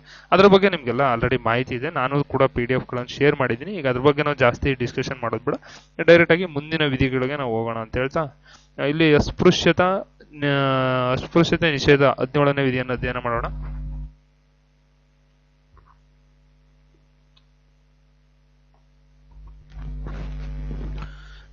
ಈಗ ಅಸ್ಪೃಶ್ಯತಾ ನಿಷೇಧ ಅಂದ್ರೆ ನೋಡಿ, ಅಸ್ಪೃಶ್ಯತೆ ನಿಷೇಧ ಒಂದು ಶಿಕ್ಷಾರ್ಹ ಅಪರಾಧ ಎಂದು ಈ ವಿಧಿ ಘೋಷಿಸಿರುವಂತದ್ದು. 1955ರಿಂದ ಅಸ್ಪೃಶ್ಯತಾ ಅಪರಾಧಗಳ ಕಾಯ್ದೆಯನ್ನ ನಾವು ಜಾರಿ ಮಾಡಿದ್ದೀವಿ. ಅಂದ್ರೆ ಏನು ಅಸ್ಪೃಶ್ಯತೆಯನ್ನ ಆಚರಿಸೋದು ಅಂದ್ರೆ ಏನು? ಅಸ್ಪೃಶ್ಯತೆ ಏನು? ಅಸ್ಪೃಶ್ಯತೆ ಅಂದ್ರೆ ಈಗ ಅವನ್ನ ಮುಟ್ಸ್ಕೊಬಿಟ್ರೆ ನಮ್ಗೆ ಇದಾಗ್ಬಿಡುತ್ತೆ. ಅಂದ್ರೆ ಈಗ ನೋಡಿ, ನಾನು ಇಲ್ಲಿ ಕೆಲವೊಂದು ಇದನ್ನ ಹೇಳಿದೆ. ಆರಂಭದಲ್ಲಿ ನಾನು ಮಾಡುವಾಗ ಈಗ ಅಂಗಡಿ, ಸಾರ್ವಜನಿಕ ಉಪಹಾರ ಮಂದಿರ, ಹೋಟೆಲ್ಲು, ಸಾರ್ವಜನಿಕ ಮನರಂಜನಾ ಸ್ಥಳಕ್ಕೆ ಪ್ರವೇಶ ನೀಡದೇ ಇರತಕ್ಕಂಥದ್ದು, ಹಾಗೆ ಯಾವುದೇ ಒಂದು ಆರಾಧನಾ ಸ್ಥಳಕ್ಕೆ ಒಬ್ಬ ವ್ಯಕ್ತಿಯನ್ನ ಇದು ಮಾಡ್ತಕ್ಕಂದ್ರೆ, ಈಗ ಒಂದು ದೇವಸ್ಥಾನಕ್ಕೆ ಬಂದಿರ್ತಾರೆ, ಒಂದು ದೇವಸ್ಥಾನಕ್ಕೆ ಬಂದ್ರೆ ಇವಾಗ ಈಗ ರೀಸೆಂಟ್ ನಾವು ಹಳೇದ್ ಬೇಡ, ಈಗ ಮೊನ್ನೆ ಆಗಿರ್ತಕ್ಕಂಥ ಒಂದು ಘಟನೆ ನೆನೆಸ್ಕೊಂಡು ನಿಜವಾಗ್ಲೂ ನಮ್ಮ ಜನ ಯಾವ ರೀತಿ ಇದ್ದಾರೆ ಅಂದ್ರೆ, ಒಬ್ಬ ಯಾವ್ದೋ ದಲಿತ ಒಂದು ದೇವಸ್ಥಾನಕ್ಕೆ ಹೋಗಿದ್ದಾನೆ. ಆ ವ್ಯಕ್ತಿ ಇನ್ನೊಬ್ಬ ಅವನು ತನ್ನ ಮೈ ಮೇಲೆ ದೇವ್ರು ಬಂದಂಗೆ, ದೇವ್ರು ಬರೋ ತರ ಆಕ್ಟ್ ಮಾಡಿ, ಇಲ್ಲ ನೀವು ಬರೋ ಆಗಿಲ್ಲ, ನೀನ್ ಈ ಸಮುದಾಯಕ್ಕೆ ಇದು ಮಾಡಿದೀಯಾ, ದಲಿತ ಸಮುದಾಯದ ನೀನ್ ಹೆಂಗ್ ಬಂದ ದೇವಸ್ಥಾನಕ್ಕೆ ಹೊರಗಡೆ ಕಳಿಸಿದಾರ ಅವನ್ನ. ನಾನು ಈಗ ರೀಸೆಂಟ್ಲಿ ಯಾವುದೋ ಫೇಸ್ಬುಕ್ ಅಲ್ಲಿ ನೋಡ್ತಾ ಇರ್ತಕ್ಕಂಥ ಒಂದು ಇದಿದು. ಅಲ್ಲ, ಏನಕ್ಕೆ ಈಗ ನನ್ನ ವಾದ ಏನು ಅಂದ್ರೆ, ಈಗ ದೇವರು ಎಲ್ಲರಿಗೂ ಕೂಡ ಒಬ್ನೇ. ಓಕೆ, ನಾವೇ ಈಗ ಭಗವದ್ಗೀತೆಯಲ್ಲಾಗ್ಲಿ, ಕುರಾನು, ಬೈಬಲ್, ಇದನ್ನ ನಾವು ಧರ್ಮನ ಬಿಟ್ಟು ಮಾತಾಡೋದಾದ್ರೆ, ದೇವನೊಬ್ಬ ನಾಮ ಹಲವು ಅಷ್ಟೇ. ನನ್ನ ಥಿಂಕಿಂಗ್, ದೇವನೊಬ್ಬ ನಾಮ ಹಲವು. ನಾವು ಮಾಡ್ತಕ್ಕಂಥ ಕೆಲಸಗಳಲ್ಲೇ ದೇವ್ರನ್ನ ಕಾಣ್ಬೇಕೇ ಹೊರತು ದೇವರು ಯಾವ ರೀತಿ ಅಲ್ಲ. ಕ್ಯಾಸ್ಟ್ ಕೊನೊಂದು ದೇವ್ರು ಇರೋದಾದ್ರೆ ಧರ್ಮಕ್ಕೊಂದೊಂದು ದೇವರು, ಕ್ಯಾಸ್ಟ್ ಕೊನೊಂದು ದೇವರು, ಯಾವ ರೀತಿ ಇದು? ಯೋಚನೆ ಮಾಡಿ. ಇದನ್ನ ನಾವು ಹೋಗ್ಲಾಡಿಸ್ಬೇಕು ಫಸ್ಟ್. ಮತ್ತೆ ನಮ್ ಜನಗಳು ಕೂಡ ಅದನ್ನ ಇದು ಮಾಡ್ಕೊಂಡಿದ್ದಾರೆ. ಅದರಿಂದ ಹೊರಗಡೆ ಬರ್ಬೇಕು. ಜನ ಕ್ವಶನ್ ಮಾಡ್ಬೇಕು ಅದನ್ನ. ಏನಕ್ಕೆ ನಾವು ಬರಬಾರ್ದು? ದೇವ್ರಿ ಏನಕ್ಕೆ ಹೇಳ್ತಿದ್ವಿ? ಏನಕ್ಕೆ ಅವರು ನೋಡಿ, ನಮ್ಮಲ್ಲಿ ಲಿಟ್ರಸಿ, ಅದಕ್ಕೋಸ್ಕರನೇ 6ರಿಂದ 14 ವರ್ಷದ ಒಳಗಿನ ಮಕ್ಕಳಿಗೆ ಏನಕ್ಕೆ ಎಜುಕೇಶನ್ ಕೊಡಬೇಕು ಅಂದ್ರೆ ಇದಕ್ಕೆ ಎಜುಕೇಶನ್ ಕೊಡಿಸ್ಬೇಕು. ಅವ್ರು ನೋಡಿ ಓದಿಲ್ಲ ಪಾಪ, ನನಗೆ ಬೇಜಾರು, ಸೀರಿಯಸ್ಲಿ ನನ್ನ ಕಣ್ಣಲ್ಲಿ ನೀರು ಬಂತು ಅವಾಗ. ಅಲ್ಲ, ಅವ್ರಿಗೆ ಎಜುಕೇಶನ್ ಇಲ್ಲ, ಅವ್ರನ್ನ ಹೊರಗಡೆ ಕಳಿಸ್ತೀವಿ. Why you have to send back? There is one god for all. Correct ಅಲ್ವಾ? ನೋಡಿ, ಯೋಚನೆ ಮಾಡಿ. ಹಂಗೆ ಆ ಒಬ್ಬ ವ್ಯಕ್ತಿನ ವಾಪಸ್ ಕಳಿಸ್ತಾರೆ ಅಂದ್ರೆ ಅಸ್ಪೃಶ್ಯತೆ ಯಾವ ಮಟ್ಟಿಗಿದೆ ಇವತ್ತು ಅಂತ. ವ್ಯಕ್ತಿನ ವಾಪಸ್ ಕಳಿಸಿದ್ದಾರೆ ಅಂದ್ರೆ ದೇವರು ಆಕೆ ನಿನಗ್ ಮಾತ್ರ ಒಳ್ಳೇದ್ ಮಾಡ್ತೀನಿ, ನನಗ್ ಒಳ್ಳೇದ್ ಮಾಡಲ್ಲ ಅಂತ ಹೇಳಿದಾರ ದೇವರು? ಯಾವ ದೇವ್ರು ಹೇಳಿದೆ? ಯಾವ ಗ್ರಂಥಗಳಲ್ಲಿ ಹೇಳಿದೆ? ಯಾವ್ದಾರು ಗ್ರಂಥಗಳಲ್ಲಿ ಹೇಳಿದ್ಯಾ ಈ ಗ್ರಂಥ ಇದಕ್ಕೆ ಸಂಬಂಧಪಟ್ಟಿದೆ ಅಂತ, ಈ ಧರ್ಮಕ್ಕೆ ಸಂಬಂಧಪಟ್ಟಿದೆ, ಇದಕ್ಕೆ ಈ ಕ್ಯಾಸ್ಟ್ಗೆ ಸಂಬಂಧಪಟ್ಟಿದೆ ಅಂತ ಯಾವ ಧರ್ಮ ಗ್ರಂಥಗಳಲ್ಲೂ ಹೇಳಿಲ್ಲ. ಆದ್ದರಿಂದ ನಾವು ಮೊದಲು ಅಸ್ಪೃಶ್ಯತೆಯನ್ನು ಆಚರಿಸೋದಕ್ಕಿಂತ ಮುಂಚೆ 100 ಸರಿ ಯೋಚನೆ ಮಾಡಬೇಕು.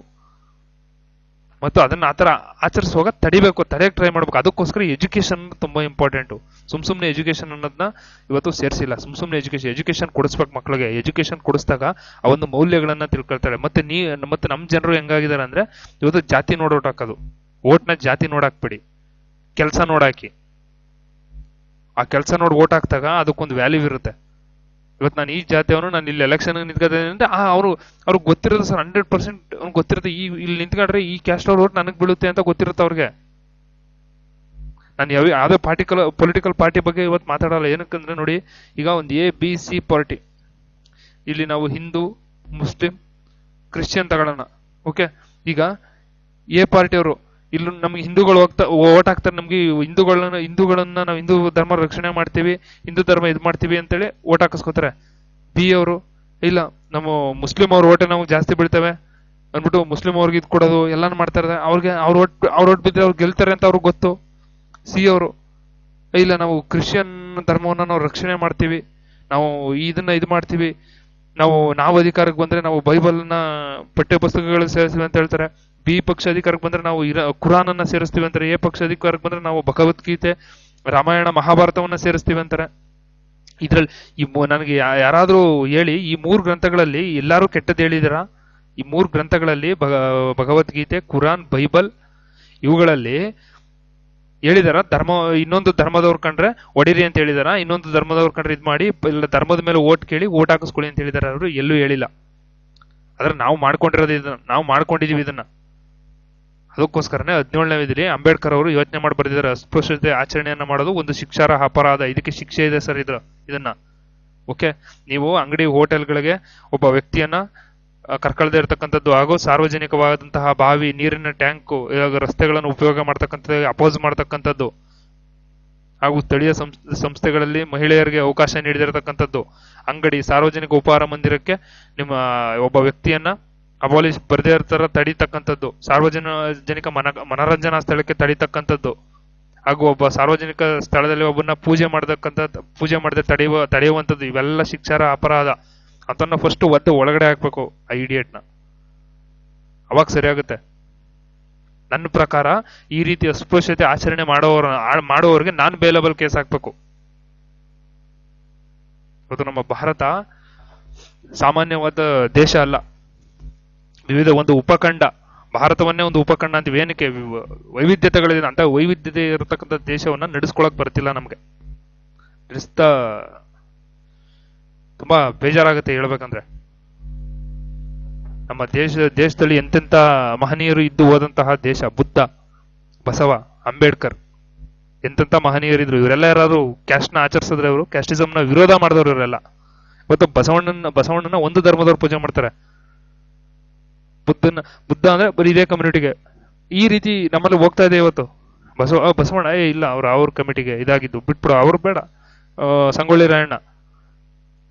ಸಂಗೊಳ್ಳಿ ರಾಯಣ್ಣ ನಮ್ಮ ದೇಶದ ಸ್ವಾತಂತ್ರ್ಯಕ್ಕಾಗಿ ಹೋರಾಡಿದವರು. ಅವರೊಂದು ಸಮುದಾಯಕ್ಕೋಸ್ಕರ ಹೋರಾಡಿದವ್ರಲ್ಲ. ಸಂಗೊಳ್ಳಿ ರಾಯಣ್ಣ, ಕನಕದಾಸರು ಒಂದು ಸಮುದಾಯಕ್ಕೆ ಹೋರಾಡಿದವರಲ್ಲ. ಅದು ಎಂಟೈರ್ ಕ್ಯಾಸ್ಟಿಸಮ್ ಅನ್ನೋದ್ರ ವಿರುದ್ಧ ಹೋರಾಡಿದವರು ಕನಕದಾಸರು. ಅಂತವ್ರನ್ನ ನಾವು ಒಂದು ಸಮುದಾಯಕ್ಕೆ ಸೀಮಿತ ಮಾಡಿದ್ದೀವಿ. ಇದು ನಮ್ಮ ದೇಶ ಇವತ್ತಾಗಿರ್ತಕ್ಕಂಥ ದೇಶ. ಮತ್ತೆ ಇವತ್ತು ಅವ್ರನ್ನ ಮುಂದೆ ಇಟ್ಕೊಂಡು ಓಟ್ ಕೇಳ್ತೀವಿ. ಇವತ್ತು ಕನಕದಾಸನ್ನ ಮುಂದೆ ಇಟ್ಕೊಂಡು ಯಾವ್ದೋ ಒಂದು ಕಮ್ಯುನಿಟಿ ಅವರು ಓಟ್ ಕೇಳ್ತಾರೆ. ಸಂಗೊಳ್ಳಿ ರಾಯಣ್ಣ ಇಟ್ಕೊಂಡು ಅವರು ಒಂದು ಕಮ್ಯುನಿಟಿ ಒಂದು ಓಟ್ ಕೇಳುತ್ತೆ. ಬಸವಣ್ಣ ಇಟ್ಕೊಂಡು ಒಂದು ಕಮ್ಯುನಿಟಿ ಓಟ್ ಕೇಳುತ್ತೆ. ಬಸವಣ್ಣವ್ರು ಯಾವತ್ತಾರು ಜಾತಿ ಪದ್ಧತಿ ಬಗ್ಗೆ ಮಾತಾಡಿದ್ರ? ಇಲ್ಲ. ಇದು ನಮ್ಮ ದೇಶ ಇವತ್ತಾಗಿರೋದು ಈ ರೀತಿಯಾದಂತಹ ಒಂದು ಇದು ಅಸ್ಪೃಶ್ಯತೆ ಹೋಗ್ಬೇಕು ಅಂತ ಹೇಳೇನೆ 17ನೇ ವಿಧಿಯಲ್ಲಿ ಅಸ್ಪೃಶ್ಯತೆ ನಿಷೇಧವನ್ನ ಇದು ಮಾಡಬೇಕು, ಇದೊಂದು ಶಿಕ್ಷಾರ ಅಪರಾಧ ಅಂತೇಳಿ ಬಾಬಾ ಸಾಹೇಬ್ ಅವರು ತುಂಬಾ ಯೋಚನೆ ಮಾಡಿ ನಿಜವಾಗ್ಲೂ ಒಳ್ಳೆ ಇದನ್ನ ನೀಡಿದ್ದಾರೆ.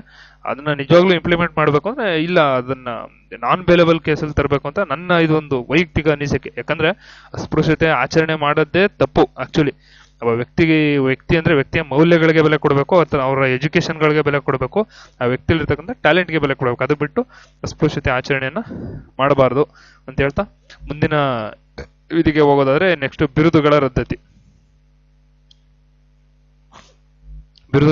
ರದ್ದತಿ ಆದ್ರೆ ಇಲ್ಲಿ ಬ್ರಿಟಿಷ್ ಸರ್ಕಾರ ನೀಡ್ತಾ ಇರ್ತಕ್ಕಂತಹ ಮಹಾರಾಜ ರಾವ್ ಬಹದ್ದೂರ್ ನಂತರ ವಂಶಪಾರಂಪರ್ಯವಾಗಿ ಬಂದಿರತಕ್ಕಂತಹ ಬಿರುದುಗಳನ್ನ ಈ ವಿಧಿ ಈ ನಿಷೇಧವನ್ನ ಮಾಡುತ್ತೆ.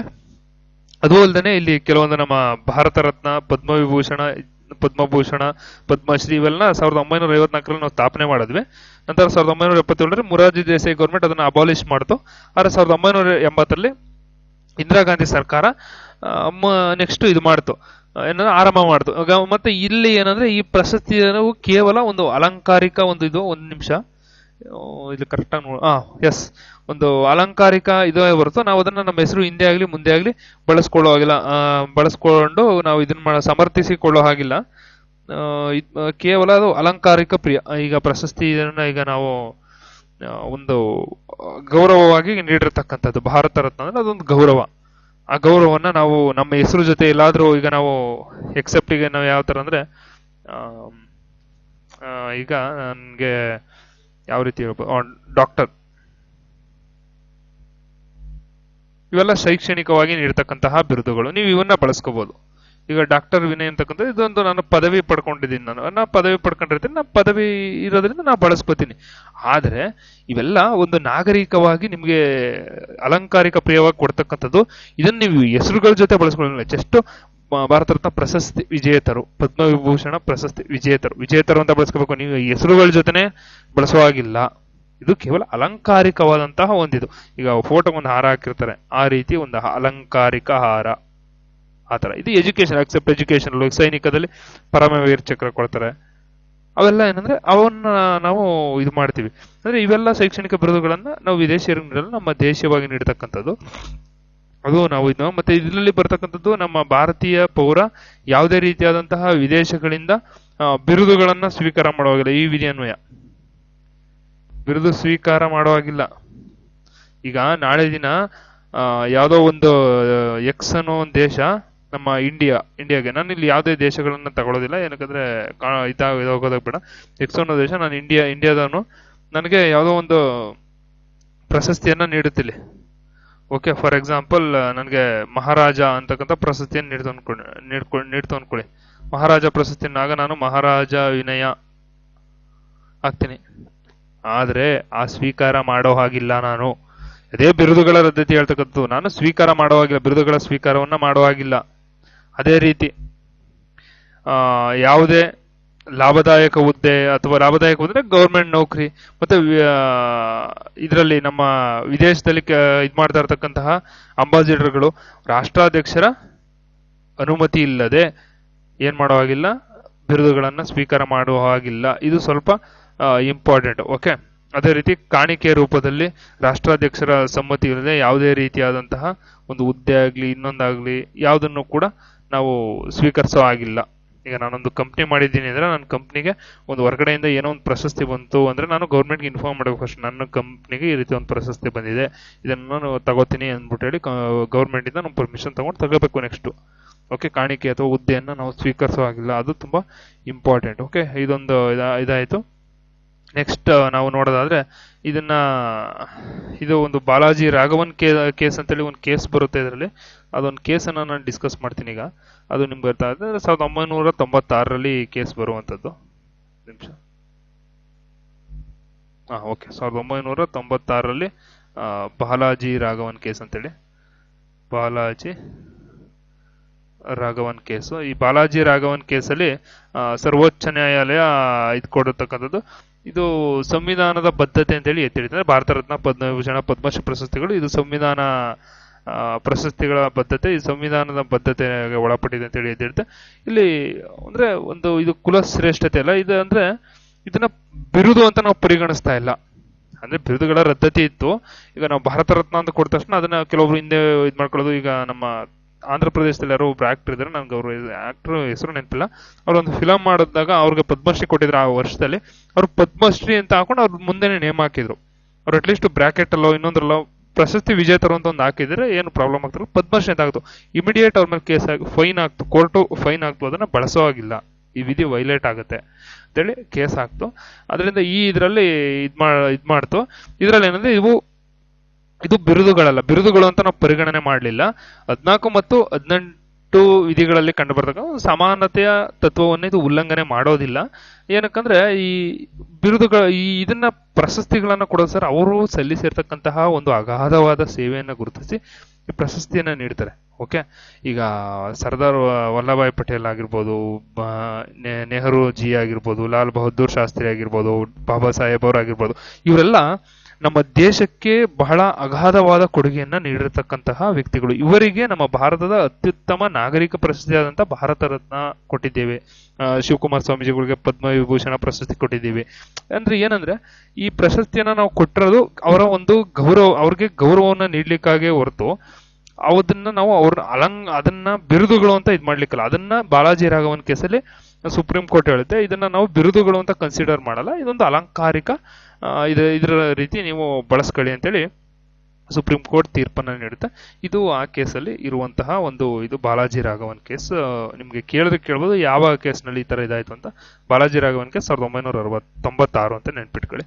ಇಲ್ಲಿ ಸ್ವಾತಂತ್ರ್ಯದ ಹಕ್ಕನ್ನು ನೋಡೋದಾದ್ರೆ ಇಷ್ಟೊತ್ತು ನೋಡಿದ್ದು ಸಮಾನತೆ ಹಕ್ಕು. ಮೊದಲನೇದು ಸಮಾನತೆ ಹಕ್ಕು. ಇದು ಸ್ವಾತಂತ್ರ್ಯದ ಹಕ್ಕು 19ರಿಂದ 22ನೇ ವಿಧಿವರೆಗೆ ಕಂಡು ಬರುವಂತದ್ದು ಸ್ನೇಹಿತರೆ. ಇಲ್ಲಿ ನಾನು ಅನ್ಕೋತೀನಿ ಇವಾಗ ಕ್ಲಾಸು ಇದು ತುಂಬಾ ಲಾಂಗ್ ಕ್ಲಾಸ್ ಆಯ್ತು.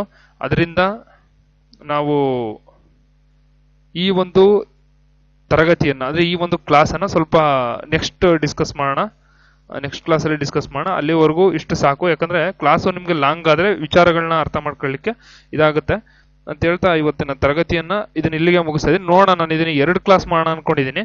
ಬಟ್ ಆದ್ರೆ ಹಂಗೇನಾದ್ರೆ ನೆಕ್ಸ್ಟ್ ಇದನ್ನ 3 ಕ್ಲಾಸ್ ಆದ್ರೂ ಮಾಡೋಣ ಅಂತ ಹೇಳ್ತಾ ಇವತ್ತಿನ ತರಗತಿಯನ್ನ ಇಲ್ಲಿ ಮುಗಿಸ್ತೇನೆ. ಅದೇ ರೀತಿ ನಿಮ್ಗೆಲ್ಲ ಗೊತ್ತಿರೋ ಹಾಗೆ ನಮ್ಮ ಸ್ಪರ್ಧಾ ವಿನಯ ಮ್ಯಾಗಝಿನ್ ಇದೆ, ಕರೆಂಟ್ ಅಫೇರ್ಸ್ಗೆ ಸ್ಪರ್ಧಾ ವಿನಯ ಮ್ಯಾಗಝಿನ್ ಇದೆ.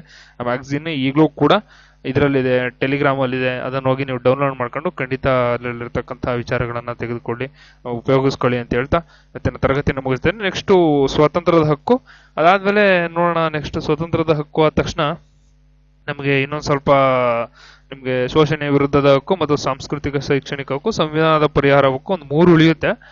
ಅದನ್ನ ಆದಷ್ಟು ಇನ್ನೊಂದು ಕ್ಲಾಸ್ ಆಗುತ್ತೆ ಅಂತ ಅನ್ಕೊಂಡಿದ್ದೀನಿ. ಬಟ್ ಇದು ಸ್ವಲ್ಪ ಸ್ಟಾರ್ಟಿಂಗ್ ಅಲ್ಲಿ ನಿಮ್ಗೆ ಹೇಳ್ಬೇಕಾಗಿರೋದ್ರಿಂದ ಸ್ವಲ್ಪ ಜಾಸ್ತಿ ಹೇಳಾಯ್ತು. ಅಕಸ್ಮಾತ್ ಒಂದಾಗಿಲ್ಲ ಅಂದ್ರೆ 2 ಅಲ್ಲ 3 ಕ್ಲಾಸ್ ಮಾಡ್ತೀನಿ ಅಂತ ಹೇಳ್ತಾ ಇವತ್ತಿನ ತರಗತಿಯನ್ನ ಇಲ್ಲಿ ಮುಗಿಸ್ತಾ ಇದ್ದೀನಿ. ಧನ್ಯವಾದಗಳು.